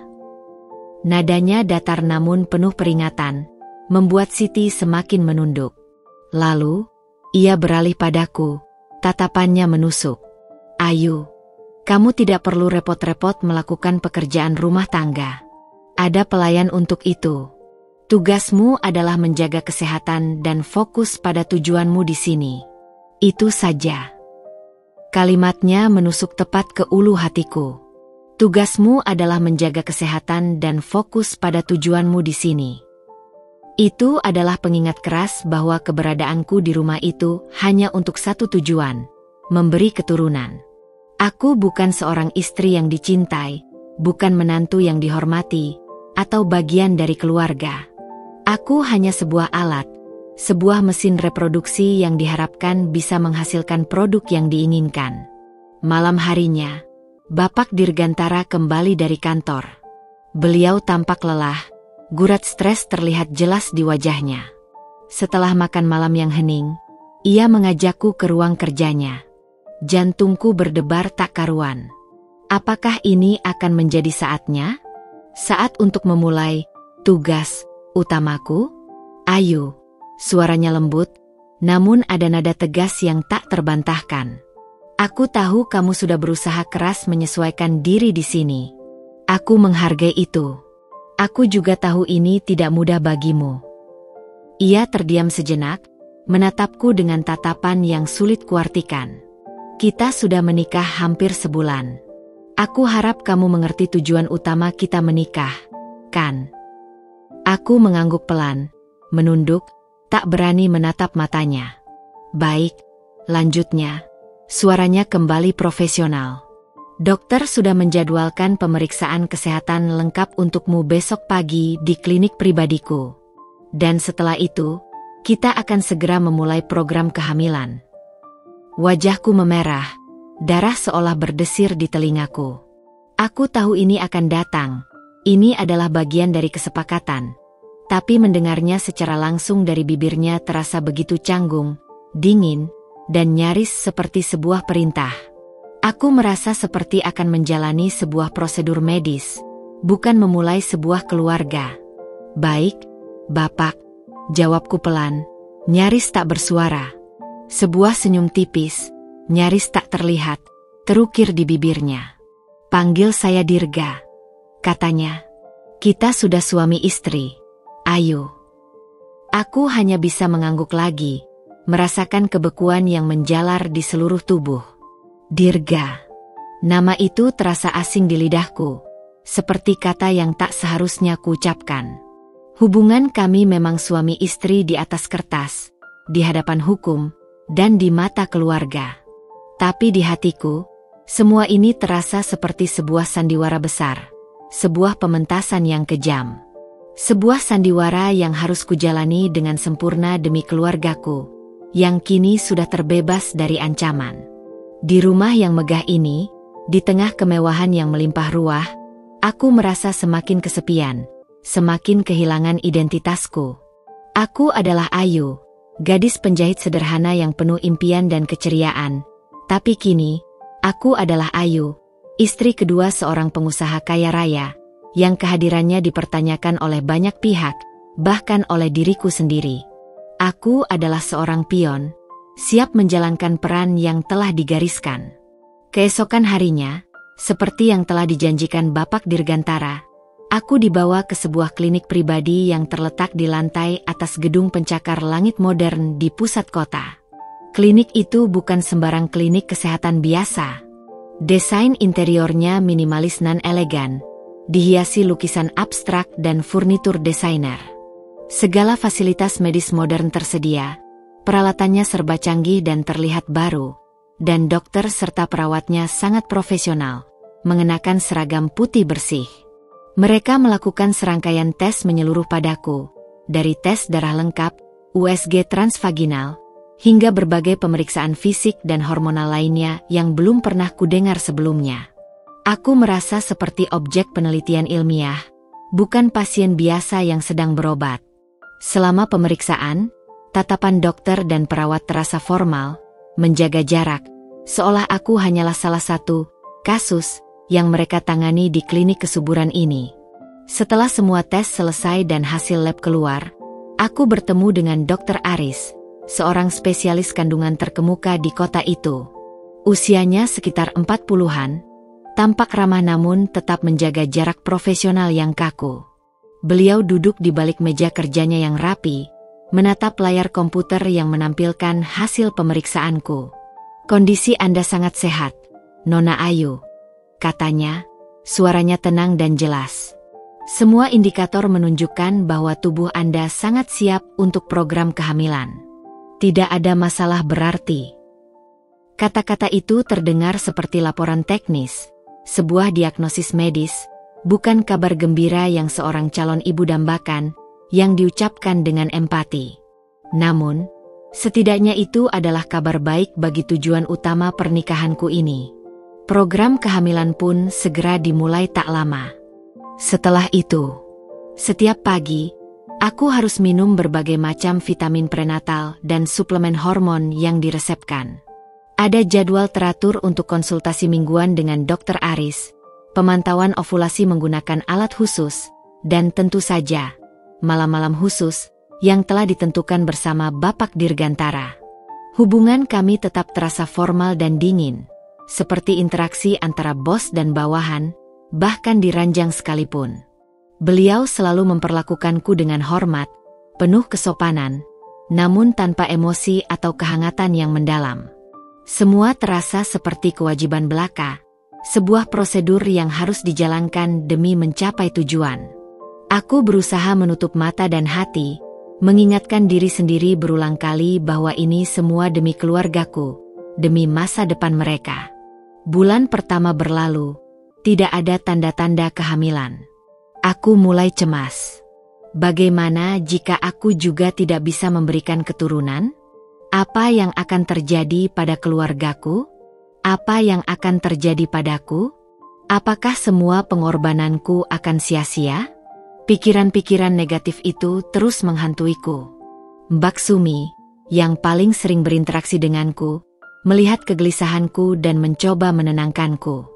Sabar, Nona. Semua ada waktunya. Jangan terlalu dipikirkan. Kadang, pikiran yang stres justru bisa menghambat, katanya bijak, sambil mengusap punggungku pelan. Memasuki bulan kedua, tepatnya di minggu ketiga, aku mulai merasakan mual di pagi hari. Awalnya kupikir hanya masuk angin biasa, atau mungkin karena stres yang menumpuk. Perutku terasa tidak nyaman, sering kembung. Tapi mual itu semakin sering, bukan hanya di pagi hari tapi kadang juga di siang hari, disertai dengan cepat lelah, ngantuk yang luar biasa, dan sensitivitas pada bau-bau tertentu, terutama bau masakan di dapur yang biasanya harum, kini terasa menusuk. Aku memutuskan untuk mencoba tes kehamilan sendiri, secara diam-diam, saat Bapak Dirgantara dan Ibu Renata sedang keluar. Dengan tangan gemetar dan jantung berdebar tak karuan, aku melihat 2 garis merah samar namun jelas muncul di alat tes itu. Positif. Jantungku berdebar kencang. Suaranya seolah memenuhi seluruh rongga dadaku. Campur aduk perasaan menyerbu diriku. Terkejut karena begitu cepat, lega karena tugasku sepertinya akan segera tuntas, takut akan semua perubahan yang akan terjadi, dan entah kenapa, sedikit haru yang sulit kuungkapkan. Aku hamil. Ada kehidupan baru yang mungil, tak berdosa, tumbuh di dalam diriku. Sebuah kehidupan yang akan mengubah segalanya. Bukan hanya untukku tapi untuk semua orang di rumah ini. Berita kehamilanku tentu saja langsung kusampaikan kepada Bapak Dirgantara begitu beliau pulang malam itu. Ekspresinya yang biasanya datar, kini berubah drastis. Matanya membelalak tak percaya. Lalu sebuah senyum lebar nan tulus terukir di bibirnya, memancarkan kebahagiaan yang begitu murni. Dia tampak sangat gembira, bahkan lebih gembira dari yang kubayangkan. Alhamdulillah, Ayu. Alhamdulillah. Terima kasih, ucapnya berulang kali, memelukku singkat namun tulus, ada kehangatan yang belum pernah kurasakan darinya. Untuk pertama kalinya sejak menikah, aku melihat Bapak Dirgantara menunjukkan emosi yang begitu kuat dan murni. Dia langsung menelepon Dr. Aris untuk konfirmasi, lalu menelepon seluruh jajaran keluarga besarnya, mengumumkan kabar gembira ini dengan antusiasme yang luar biasa, suaranya riang dan penuh semangat.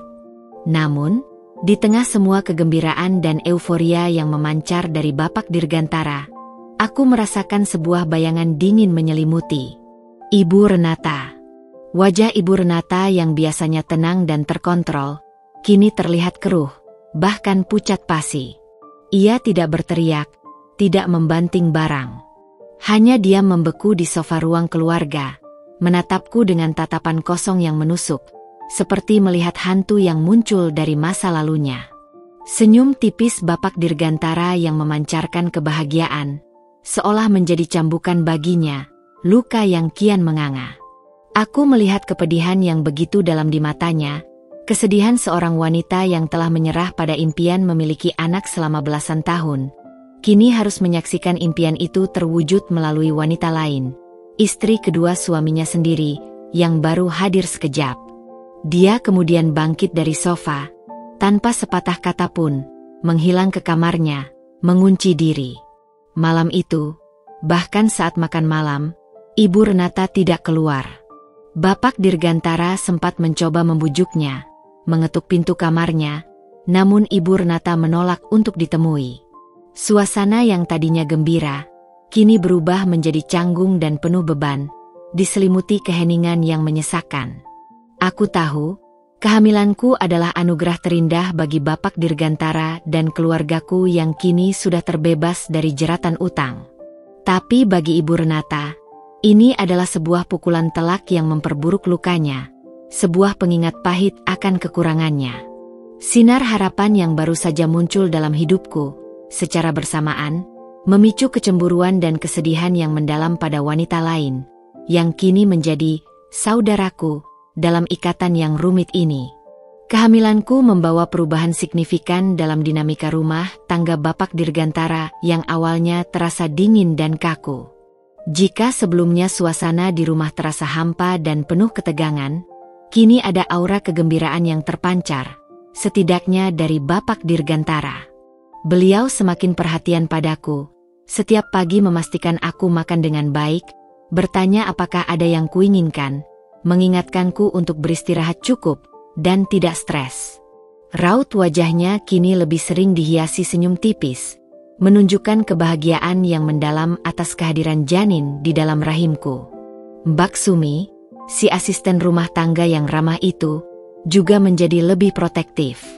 Setiap makanan yang disajikan untukku harus dipastikan nutrisinya, dan ia selalu menawarkan diri untuk menemaniku berjalan-jalan santai di taman agar aku tidak bosan atau merasa kesepian. Ia sering membawakanku camilan sehat dan buah-buahan segar. Namun, di balik semua perhatian itu, ada ketegangan yang tak bisa disembunyikan. Bayangan Ibu Renata masih menyelimuti. Dia semakin menarik diri. Jarang sekali keluar dari kamarnya. Bahkan untuk makan malam pun ia memilih makan di kamarnya sendiri. Kalaupun sesekali ia muncul di ruang keluarga atau saat berpapasan denganku, tatapannya padaku selalu sulit diartikan. Campuran kesedihan yang mendalam, kekosongan yang menyesakan, dan mungkin sedikit amarah yang tersembunyi, seolah aku adalah penyebab semua penderitaannya. Aku merasa bersalah. Kebahagiaanku seolah dibangun di atas penderitaan orang lain, mengukir luka yang semakin dalam di hati Ibu Renata. Suatu sore yang cerah, aku memutuskan untuk pergi ke perpustakaan pribadi Bapak Dirgantara. Aku mencari buku tentang kehamilan dan perawatan bayi. Aku butuh pengetahuan untuk peran baru ini. Saat aku sedang asyik membaca sebuah buku tebal tentang nutrisi ibu hamil, seseorang mengetuk pintu dengan sangat pelan, seolah tak ingin mengganggu. Aku menoleh dan melihat Mbak Sumi berdiri di sana, membawa nampan berisi jus jeruk segar dan sepiring buah-buahan yang sudah dipotong rapi. "Nona Ayu, ini untuk Nona," katanya, senyumnya seperti biasa, menenangkan dan tulus. "Nona harus banyak makan buah dan vitamin untuk kesehatan Nona dan bayi." Aku tersenyum tulus padanya. "Terima kasih banyak, Mbak Sumi. Mbak selalu perhatian sekali pada saya." Mbak Sumi kemudian duduk di kursi di seberangku, tanpa kuminta. "Sudah tugas saya, Nona. Tapi, Nona tidak sendirian di sini," ucapnya, nadanya melunak, suaranya sedikit berbisik. "Nona punya saya di sini, dan nanti ada bayi Nona yang akan menemani Nona." Ia meletakkan tangannya di atas tanganku yang sedang memegang buku, mengusapnya lembut. "Nona bisa cerita apa saja pada saya kalau ada yang mengganjal di hati." Aku merasa sangat terbantu dengan kehadirannya. Mbak Sumi bukan hanya seorang pelayan yang patuh. Dia seperti figur ibu kedua bagiku di rumah ini, seorang teman yang tak menghakimi. Dia sering bercerita tentang pengalamannya membesarkan anak-anaknya, memberikan nasihat-nasihat sederhana yang sangat berarti bagiku yang belum punya pengalaman sebagai ibu. Dia mengajariku cara memilih kain bayi yang paling lembut, bagaimana cara mengelola rumah tangga yang besar dengan efisien, dan kadang, hanya sekadar mendengarkan keluh kesahku tanpa banyak bicara. "Saya tahu Nona merasa tidak enak dengan Ibu Renata," kata Mbak Sumi suatu ketika, saat kami sedang menikmati teh sore di teras belakang, memandang kolam renang. "Tapi Nona tidak salah. Ini semua sudah takdir, jalan Tuhan. Setiap orang punya jalannya masing-masing." Ibu Renata juga sedang berjuang dengan kesedihannya sendiri. Dia membutuhkan waktu untuk menerima semuanya. "Nona, Jangan terlalu dipikirkan. Kata-kata Mbak Sumi menenangkan hatiku yang selama ini diliputi rasa bersalah. Dia membantu aku melihat situasi dari sudut pandang yang lebih luas, melepaskan sebagian beban rasa bersalahku yang terasa menyesakan. Dia adalah satu-satunya orang di rumah ini yang bisa kuajak bicara dari hati ke hati, tanpa harus menyaring setiap kata. Dia tidak menghakimiku, tidak memandangku dengan rasa penasaran atau kecurigaan seperti pelayan lain. Baginya, aku adalah Ayu, wanita muda yang sedang hamil dan membutuhkan dukungan emosional. Persahabatan tak terduga dengan Mbak Sumi menjadi oase di tengah gurun kesepianku. Dia adalah jangkar yang membuatku tetap waras di lingkungan baru yang penuh tekanan dan kemewahan yang terasa asing. Dia membantuku memahami bahwa meskipun aku hidup dalam sangkar emas, aku tidak sepenuhnya sendirian. Keberadaannya, senyum tulusnya, dan nasihat bijaknya menjadi secercah harapan yang membuatku mampu bernapas lebih lega di tengah bayangan kecemburuan yang masih menyelimuti rumah megah ini yang tak pernah benar-benar pergi. Aku mulai menyadari bahwa bahkan dalam situasi yang paling sulit, ada kebaikan yang bisa ditemukan dari orang-orang terdekat. Kehamilanku berjalan memasuki bulan ketiga, dan perubahan pada tubuhku mulai terlihat jelas, tak bisa lagi disembunyikan.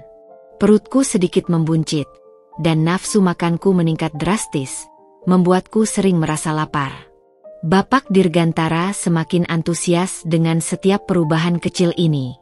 Ia bahkan mulai membeli beberapa perlengkapan bayi yang lucu-lucu, baju-baju mungil, mainan gantung, hingga sebuah kereta dorong bayi mahal, dan membawanya pulang, menunjukkan padaku dengan senyum lebar yang jarang sekali ia perlihatkan sebelumnya.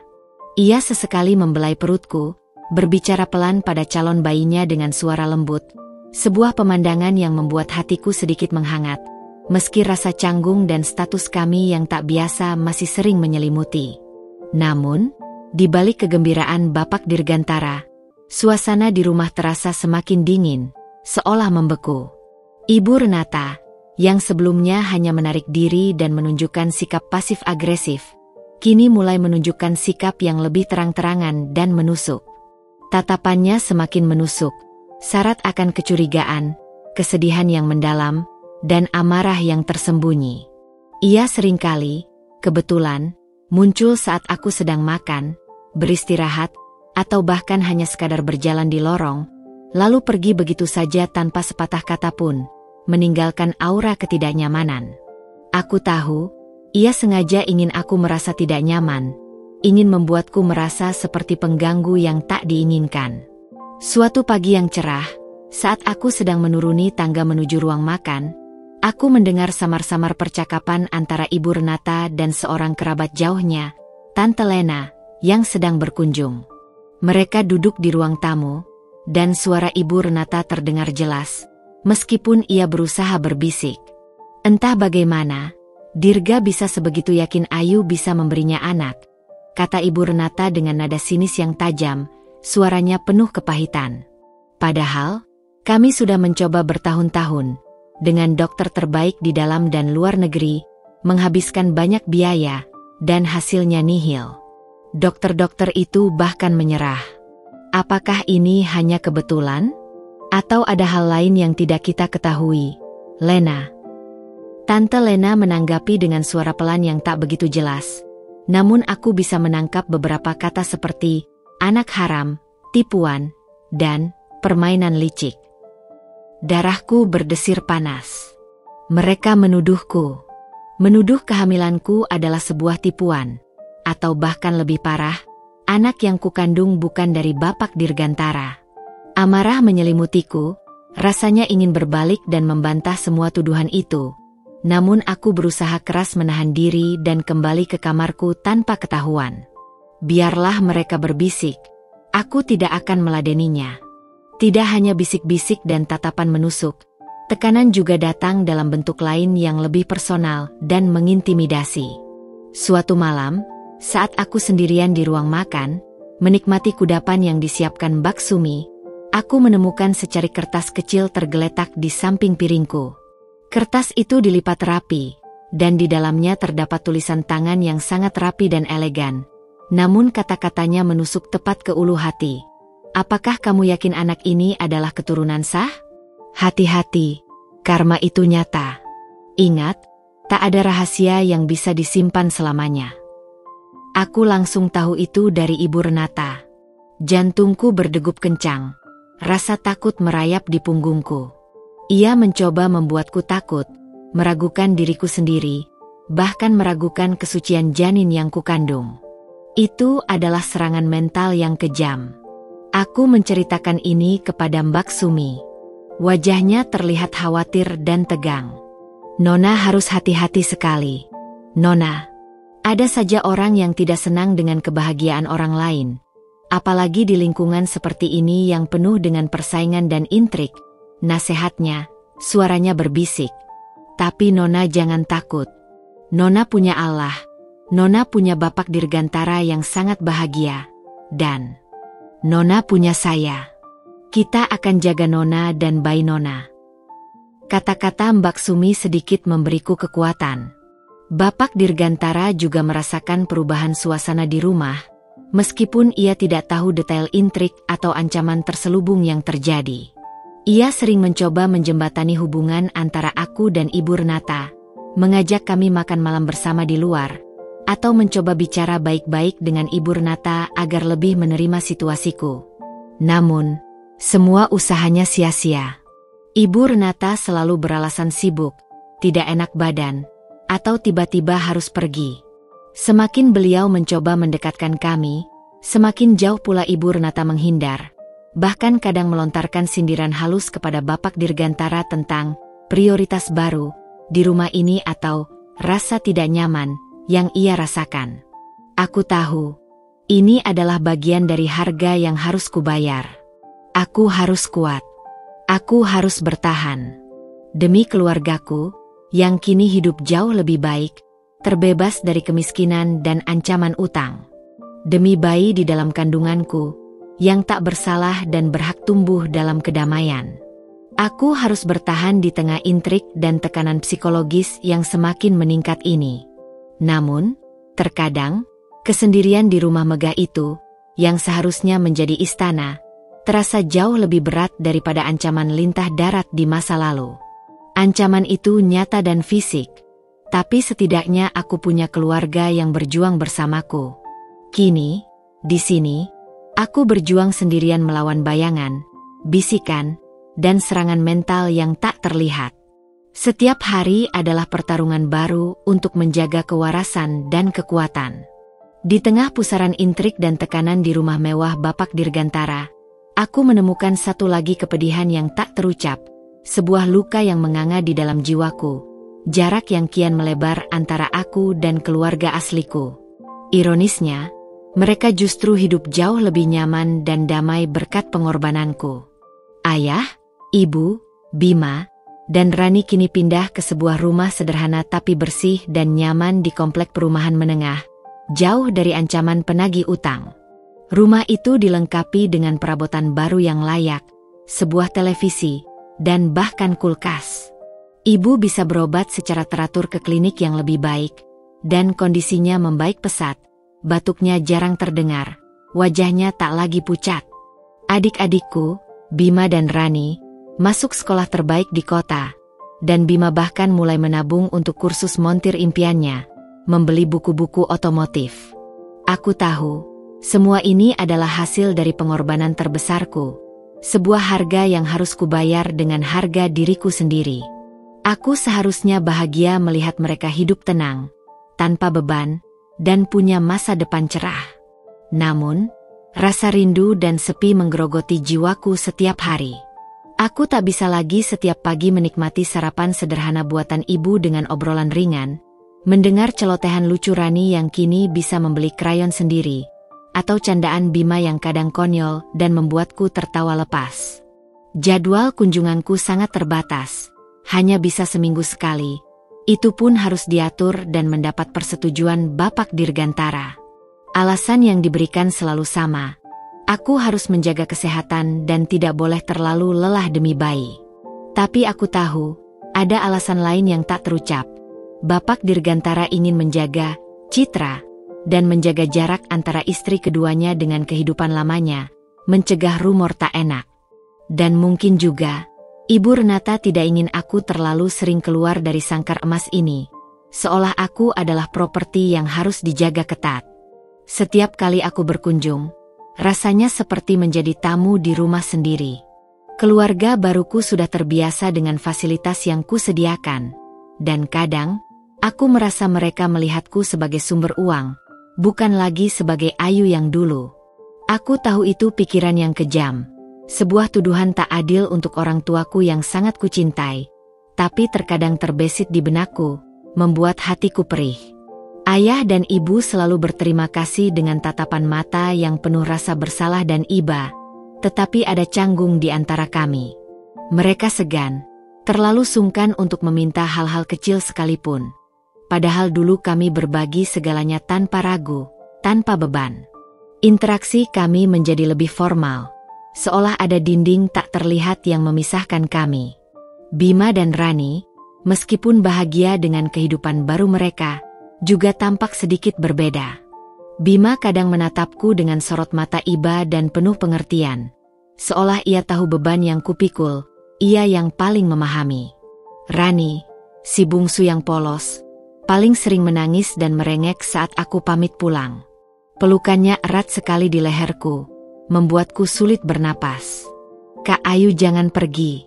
Main sama Rani. Rani kangen Kak Ayu, rengeknya, dan rasanya aku ingin saja tinggal, melupakan semua kesepakatan dan janji, memeluknya erat dan tak akan melepaskannya. Tetapi aku tidak bisa. Suatu sore, saat aku menelepon ibu, suaranya terdengar bahagia saat bercerita tentang kemajuan Bima di sekolah barunya dan bagaimana Rani kini punya banyak teman. Namun, di tengah percakapan, tiba-tiba ibu berkata dengan nada yang berubah serius. Ayu, kamu baik-baik saja, nak? Ibu dengar dari tetangga lama kita. Kamu hidup mewah di sana, katanya seperti nyonya besar. Tapi kenapa suaramu terdengar sedih? Ibu merasakan ada sesuatu. Jantungku berdesir. Ibu memang punya intuisi yang sangat kuat, bisa membaca perasaanku dari nada suara. Aku berusaha sekuat tenaga terdengar ceria, memaksakan senyum di bibirku meskipun air mata sudah menggenang di pelupuk mata. Oh, Ibu, Ayu baik-baik saja kok. Mungkin cuma kecapean sedikit karena bawaan bayi. Di sini semuanya baik. Mbak Sumi sangat perhatian dan Bapak Dirgantara juga baik sekali. Aku mencoba meyakinkannya, menyembunyikan intrik, tekanan psikologis, dan kesepian yang kuhadapi setiap hari. Aku tidak ingin menambah beban pikiran mereka. Mereka sudah cukup menderita karena aku, dan kini mereka berhak bahagia. Telepon itu berakhir, tapi rasa sedihku justru memuncak, membuncah dalam dadaku. Aku rela mengorbankan diriku demi kebahagiaan mereka. Tapi di balik kebahagiaan yang kuberikan itu, ada sebuah kesepian yang dalam, sebuah perasaan terpisah dari akar sendiri, seperti pohon yang dicabut dan ditanam di tanah asing. Aku seperti sebuah jembatan, menghubungkan dua dunia yang sangat berbeda. Di satu sisi, keluargaku yang kini nyaman, di sisi lain, aku yang terjebak dalam sangkar emas, terus-menerus di bawah bayangan Ibu Renata dan intrik tak terlihat yang menggerogoti. Keberadaanku di dunia ini terasa ambigu, tak sepenuhnya milik siapapun, bahkan diriku sendiri.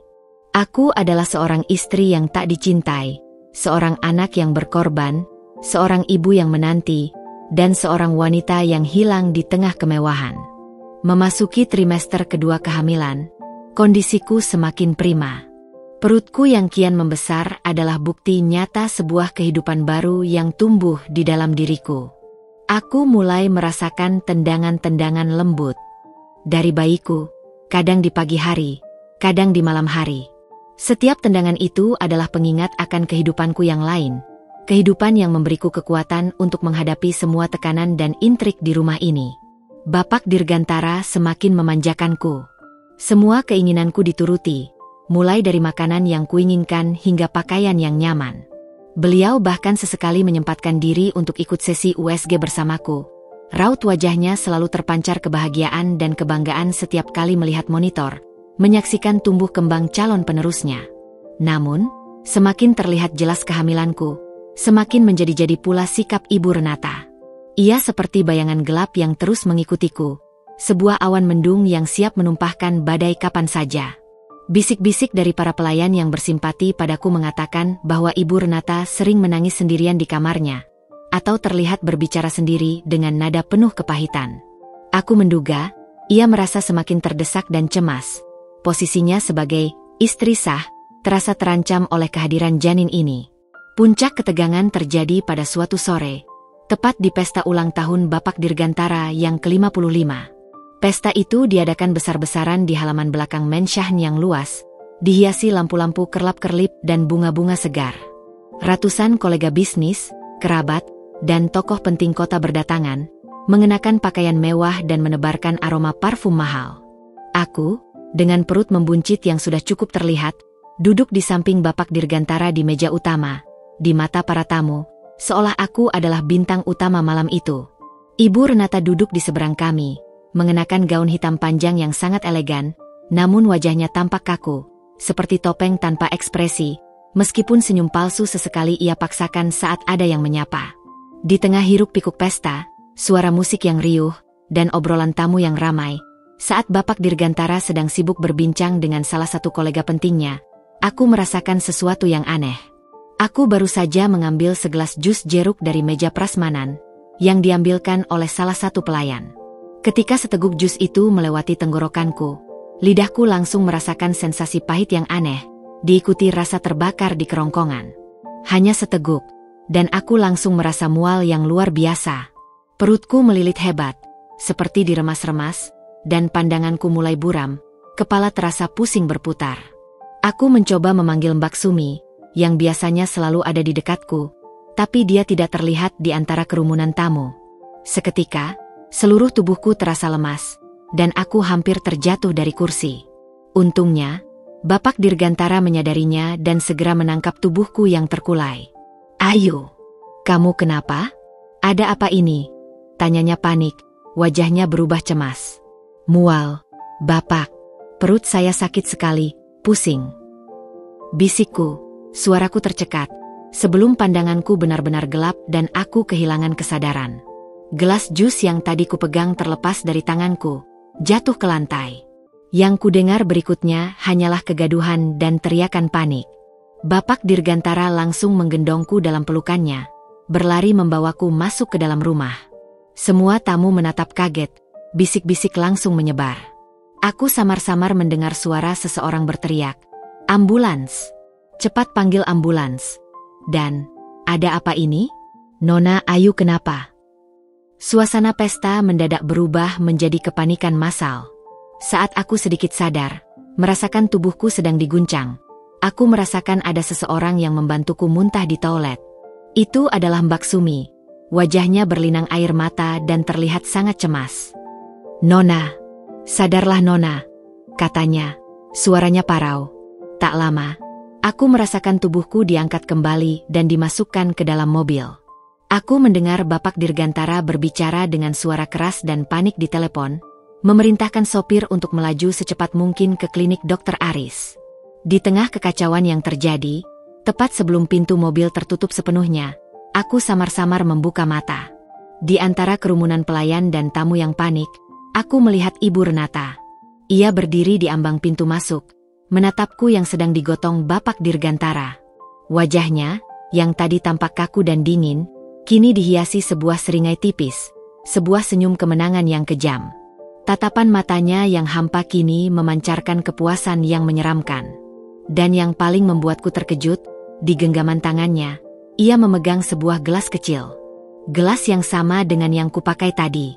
Aku tidak salah lihat.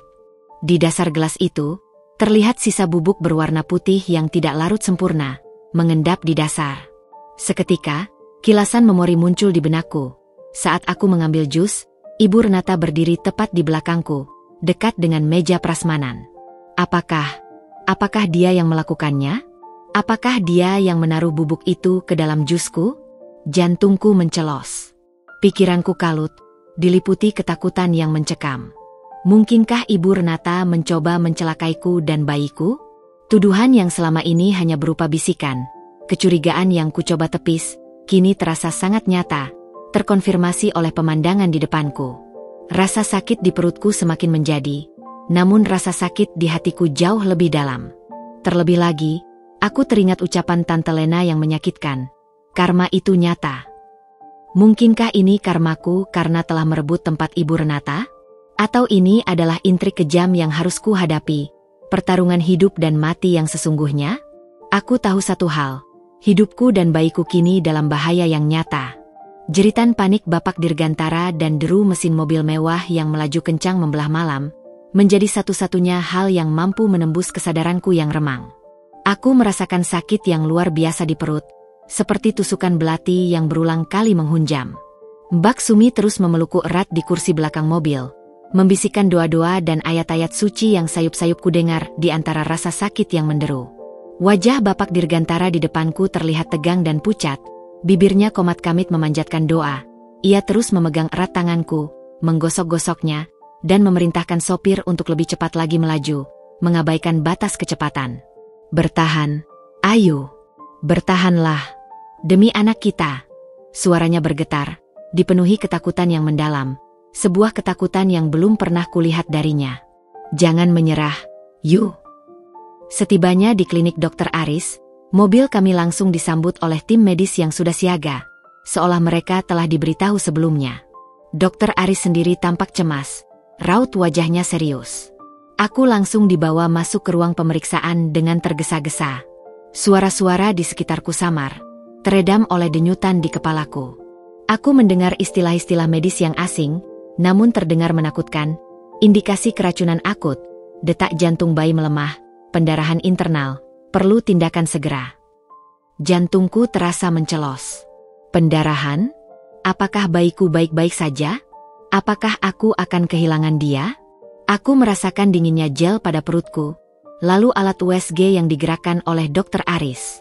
Layar monitor menunjukkan gambar hitam putih yang buram, tapi aku bisa melihat bentuk kecil di dalamnya, calon bayiku. Detak jantungnya melemah. Bapak, suara Dr. Aris terdengar berat, melaporkan kondisiku kepada Bapak Dirgantara yang berdiri di sampingku, menggenggam tanganku erat. Kita harus segera bertindak. Ada indikasi kuat keracunan akut, dan ini mengancam nyawa ibu dan bayinya. Kita perlu melakukan operasi penyelamatan darurat secepatnya. Bapak Dirgantara langsung mengambil keputusan tanpa ragu. Lakukan apa saja, dokter. Selamatkan mereka berdua. Berapapun biayanya, lakukan, perintahnya. Suaranya dipenuhi otoritas, namun juga keputusasaan yang kentara. Matanya menatapku dengan tatapan memohon dan penuh kasih. Aku merasakan sakit di perut yang semakin hebat, seperti ada yang mengoyak-ngoyak di dalam. Lalu, kelelahan yang luar biasa mulai menyelimutiku, menarikku ke dalam kegelapan. Aku bisa merasakan kesadaranku mulai memudar lagi, semakin jauh, seolah jiwaku ingin terlepas dari raga. Namun, sebelum kegelapan total merenggutku, kilasan terakhir yang muncul di benakku adalah wajah Ibu Renata, seringainya yang kejam, dan bubuk putih di dasar gelas itu. Aku tahu, ini bukan kecelakaan. Ini adalah percobaan pembunuhan yang disengaja. Sebuah pengkhianatan yang kejam dan tak termaafkan. Aku harus bertahan. Aku harus selamat. Bukan hanya demi keluargaku yang telah kuberi kebahagiaan, yang kini sudah hidup tenang berkat diriku, tapi juga demi bayiku yang tak bersalah, yang baru tumbuh di dalam rahimku. Aku tidak bisa membiarkan rencana jahat Ibu Renata berhasil. Tidak akan kubiarkan ia memenangkan pertarungan ini. Ada tekad yang membara di dalam diriku, sebuah keinginan kuat untuk hidup, untuk melihat putriku lahir dan tumbuh. Aku menggenggam tangan Bapak Dirgantara erat-erat, seolah itulah satu-satunya jangkar yang tersisa bagiku di dunia yang kini terasa begitu kejam ini. Operasi darurat pun dilakukan dengan sigap. Aku tidak tahu berapa lama aku berada di ambang hidup dan mati di meja operasi itu. Aku merasakan nyeri yang tak tertahankan, diikuti dengan mati rasa yang aneh saat anestesi bekerja. Semua terasa kabur, seperti mimpi buruk yang panjang, Hanya suara-suara lirih dan cahaya lampu yang menyilaukan yang samar-samar kulihat. Ketika aku sadar, hal pertama yang kurasakan adalah kehangatan di tanganku. Aku membuka mata perlahan. Bapak Dirgantara duduk di sampingku, menggenggam erat tanganku, seolah takut aku akan menghilang. Wajahnya tampak sangat lelah. Ada lingkaran hitam tebal di bawah matanya, rambutnya sedikit acak-acakan, menunjukkan ia pasti tidak tidur semalaman.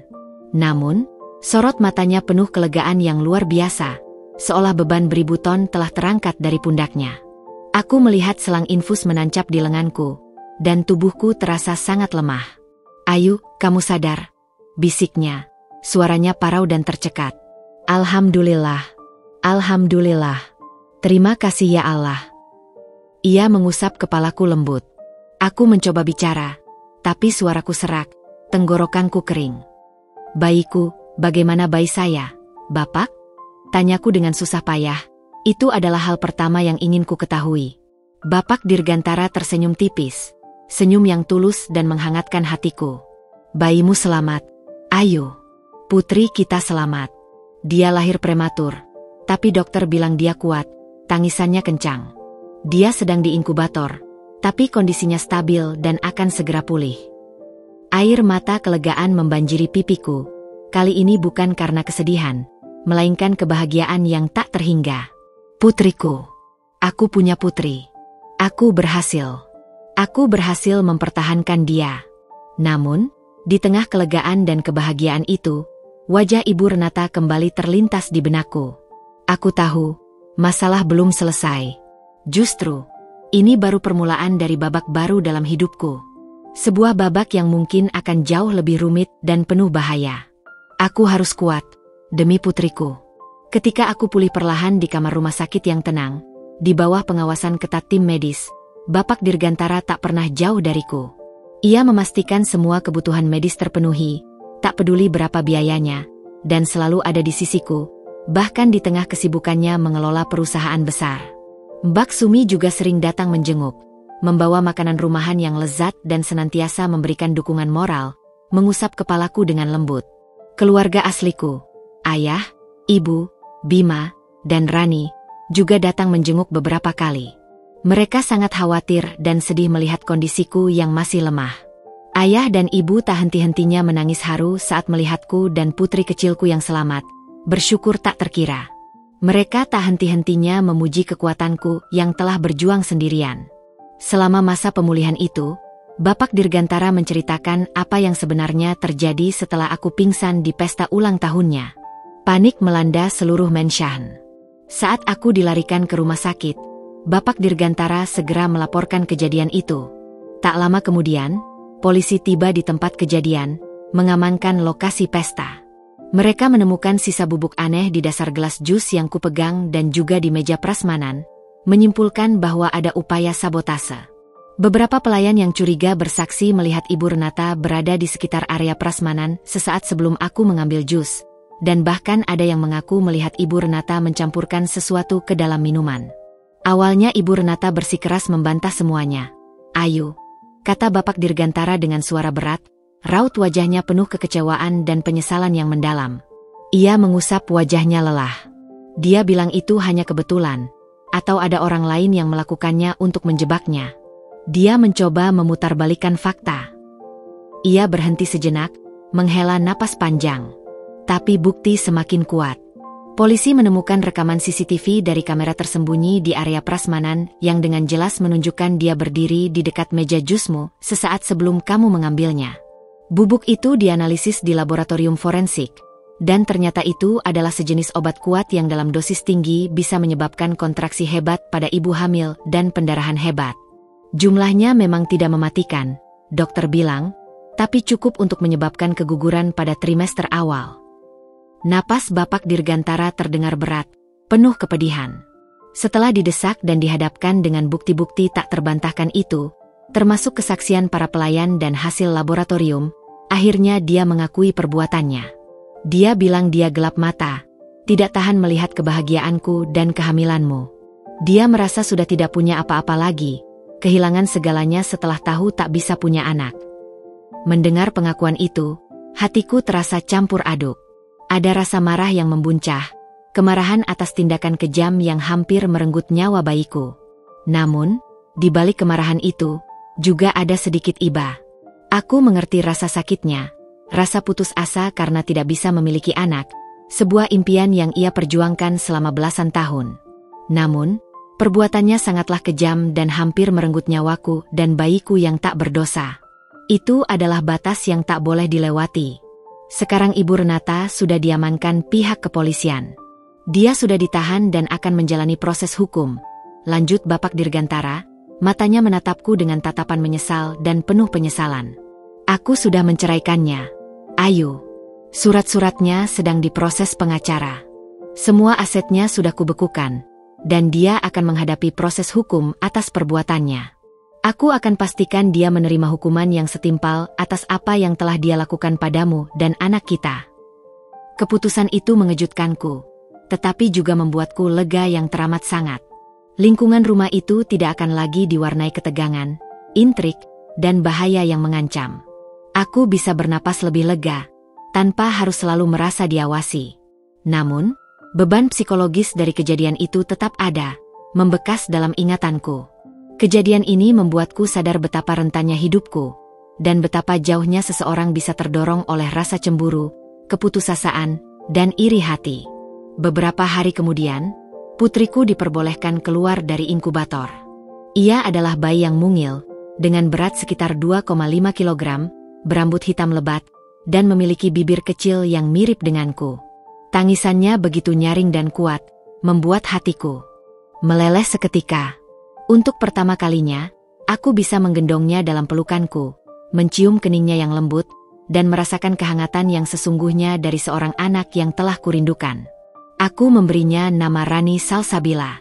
Nama yang sama dengan adik bungsuku, sebuah simbol harapan baru, dan pengingat akan keluarga yang telah kuperjuangkan mati-matian.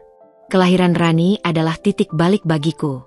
Aku tidak lagi sekadar seorang istri kedua yang memiliki tugas untuk memberikan keturunan. Aku adalah seorang ibu.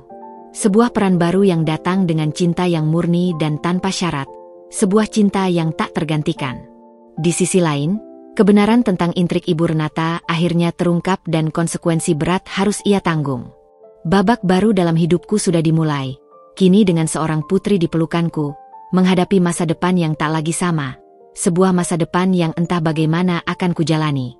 Kelahiran Rani Salsabila membawa kebahagiaan yang tak terlukiskan, sebuah anugerah yang mengisi kekosongan di hati semua orang, terutama Bapak Dirgantara. Seluruh Mensahn kini terasa lebih hidup, tidak lagi dingin dan sepi seperti dulu. Tawar yang Rani yang mungil, tangisannya yang melengking saat lapar, dan gumaman manjanya memenuhi setiap sudut rumah.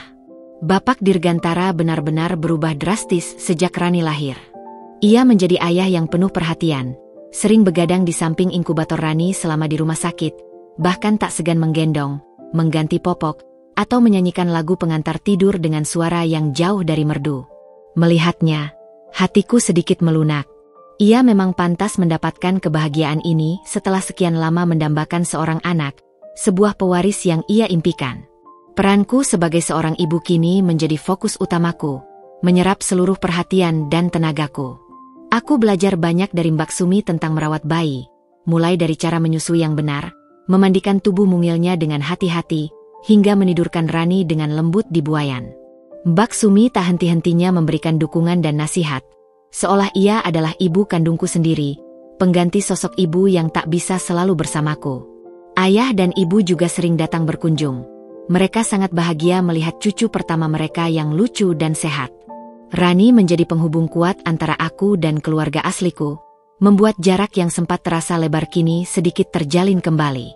Obrolan kami kini lebih banyak berkisar tentang tumbuh kembang Rani, mengurangi kecanggungan yang dulu ada.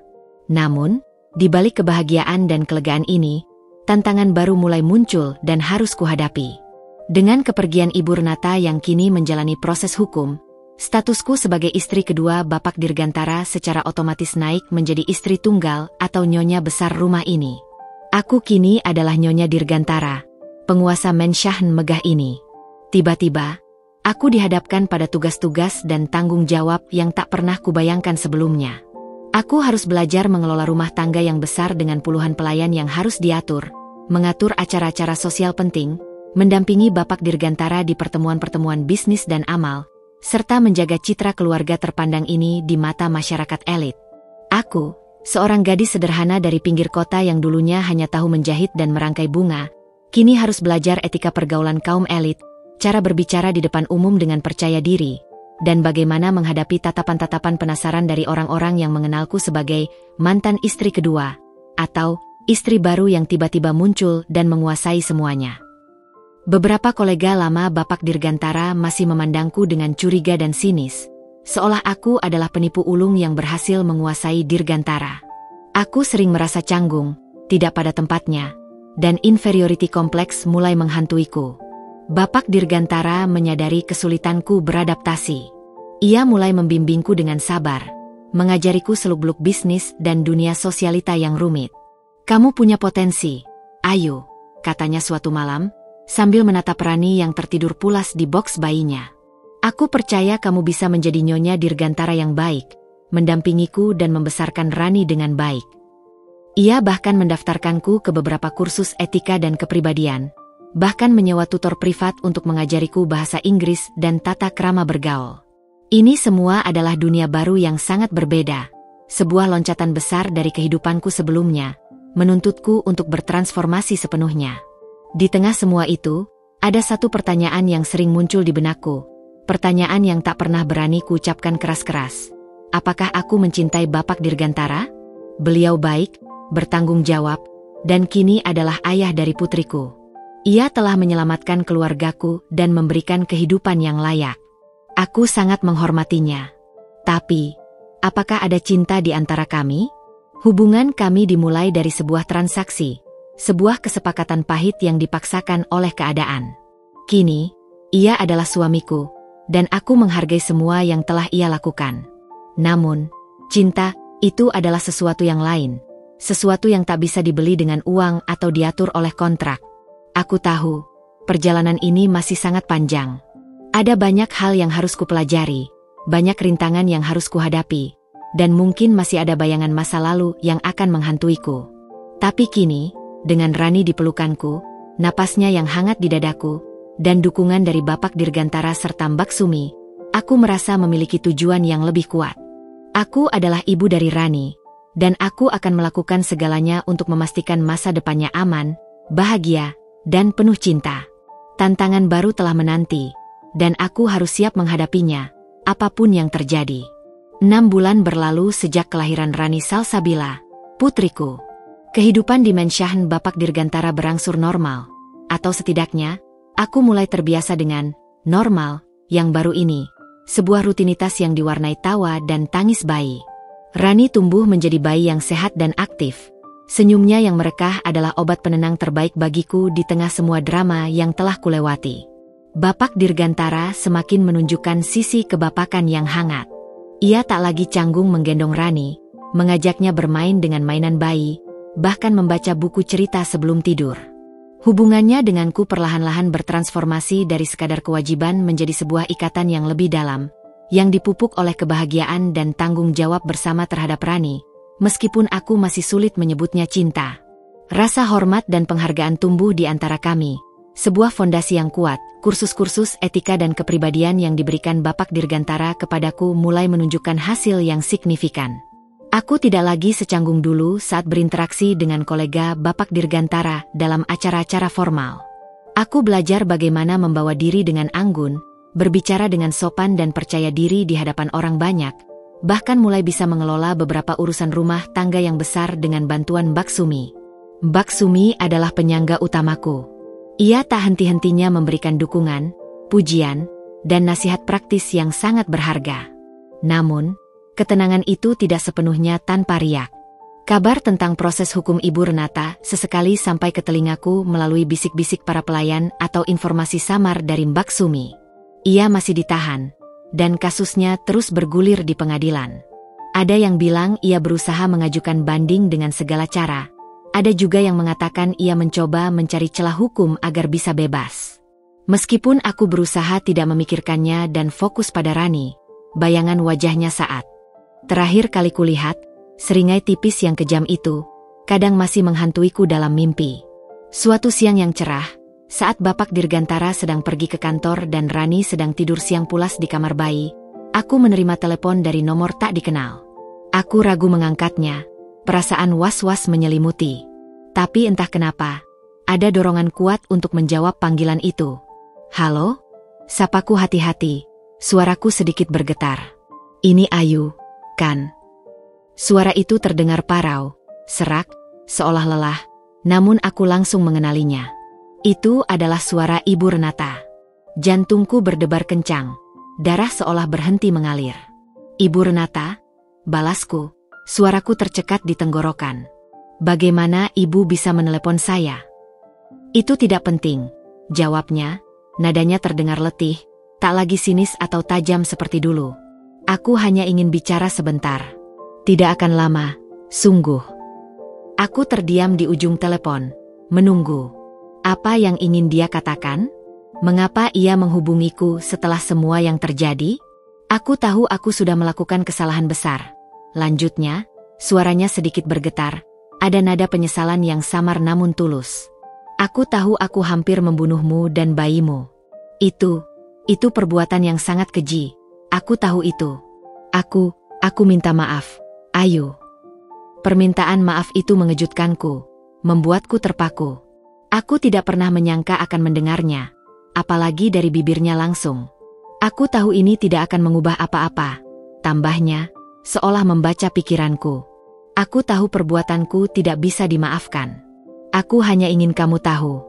Aku benar-benar putus asa saat itu. Aku merasa duniaku runtuh. Aku merasa sangat kosong. Tapi setelah di dalam sini, sendirian, aku banyak merenung. Aku tahu itu tidak membenarkan perbuatanku, sama sekali tidak."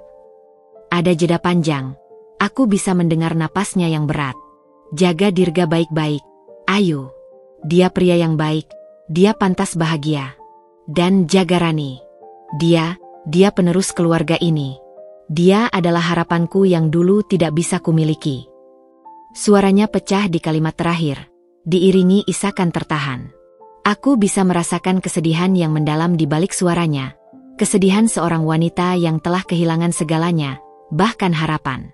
Meskipun ia telah melakukan hal keji padaku, ada sisi manusiawi yang kini terlihat, sisi yang hancur dan rapuh. Amarahku belum sepenuhnya hilang, tetapi rasa iba juga merayap, meredam sedikit kebencian. Aku tidak tahu harus berkata apa, Ibu Renata," ujarku akhirnya. Suaraku sendiri tercekat. "Tidak apa-apa," jawabnya, nadanya kembali tenang, seolah telah melegakan beban. "Aku hanya ingin menyampaikan itu. Satu hal lagi, kenapa kamu menamai anakmu Rani?" Pertanyaan itu membuatku terdiam. Sebuah pertanyaan yang sederhana, namun memiliki makna ganda. Aku telah menamai putriku Rani sebagai simbol harapan dan penghubung dengan adik bungsuku, dengan keluarga asliku yang kini hidup bahagia. Tapi kini, ada makna lain yang muncul, yang mungkin hanya diketahui olehnya. Rani adalah nama adik bungsu saya, Ibu. Nama yang membawa keberuntungan dan kebahagiaan bagi keluarga saya. Jawabku jujur, menjelaskan alasanku. Ibu Renata terdiam sesaat di ujung telepon. "Begitu ya?" bisiknya. Suaranya terdengar lebih lirih, nyaris seperti desahan. "Nama yang indah." Lalu ia melanjutkan, seolah membuka sebuah kotak kenangan yang terkunci rapat. Aku juga punya seorang adik perempuan bernama Rani. Dia meninggal saat masih sangat kecil, karena sakit keras, sebelum aku sempat punya banyak kenangan dengannya. Sejak itu, aku selalu berharap bisa punya anak perempuan dan menamainya Rani. Jantungku mencelos. Sebuah fakta yang tak terduga, sebuah jejak masa lalu yang kelam dan menyakitkan baginya. Nama yang kumiliki, nama yang kuberi untuk putriku, ternyata juga memiliki arti mendalam dan menyedihkan baginya. Mungkin, di balik semua kecemburuan dan amarahnya yang membabi buta, ada kesedihan mendalam atas kehilangan yang tak pernah terobati, sebuah luka lama yang kini kembali terbuka. Telepon itu kemudian terputus. Aku terdiam, menggenggam ponsel di tangan, menatap kosong keluar jendela. Sebuah permata baru telah lahir dalam hidupku. Rani, membawa kebahagiaan yang tak terkira.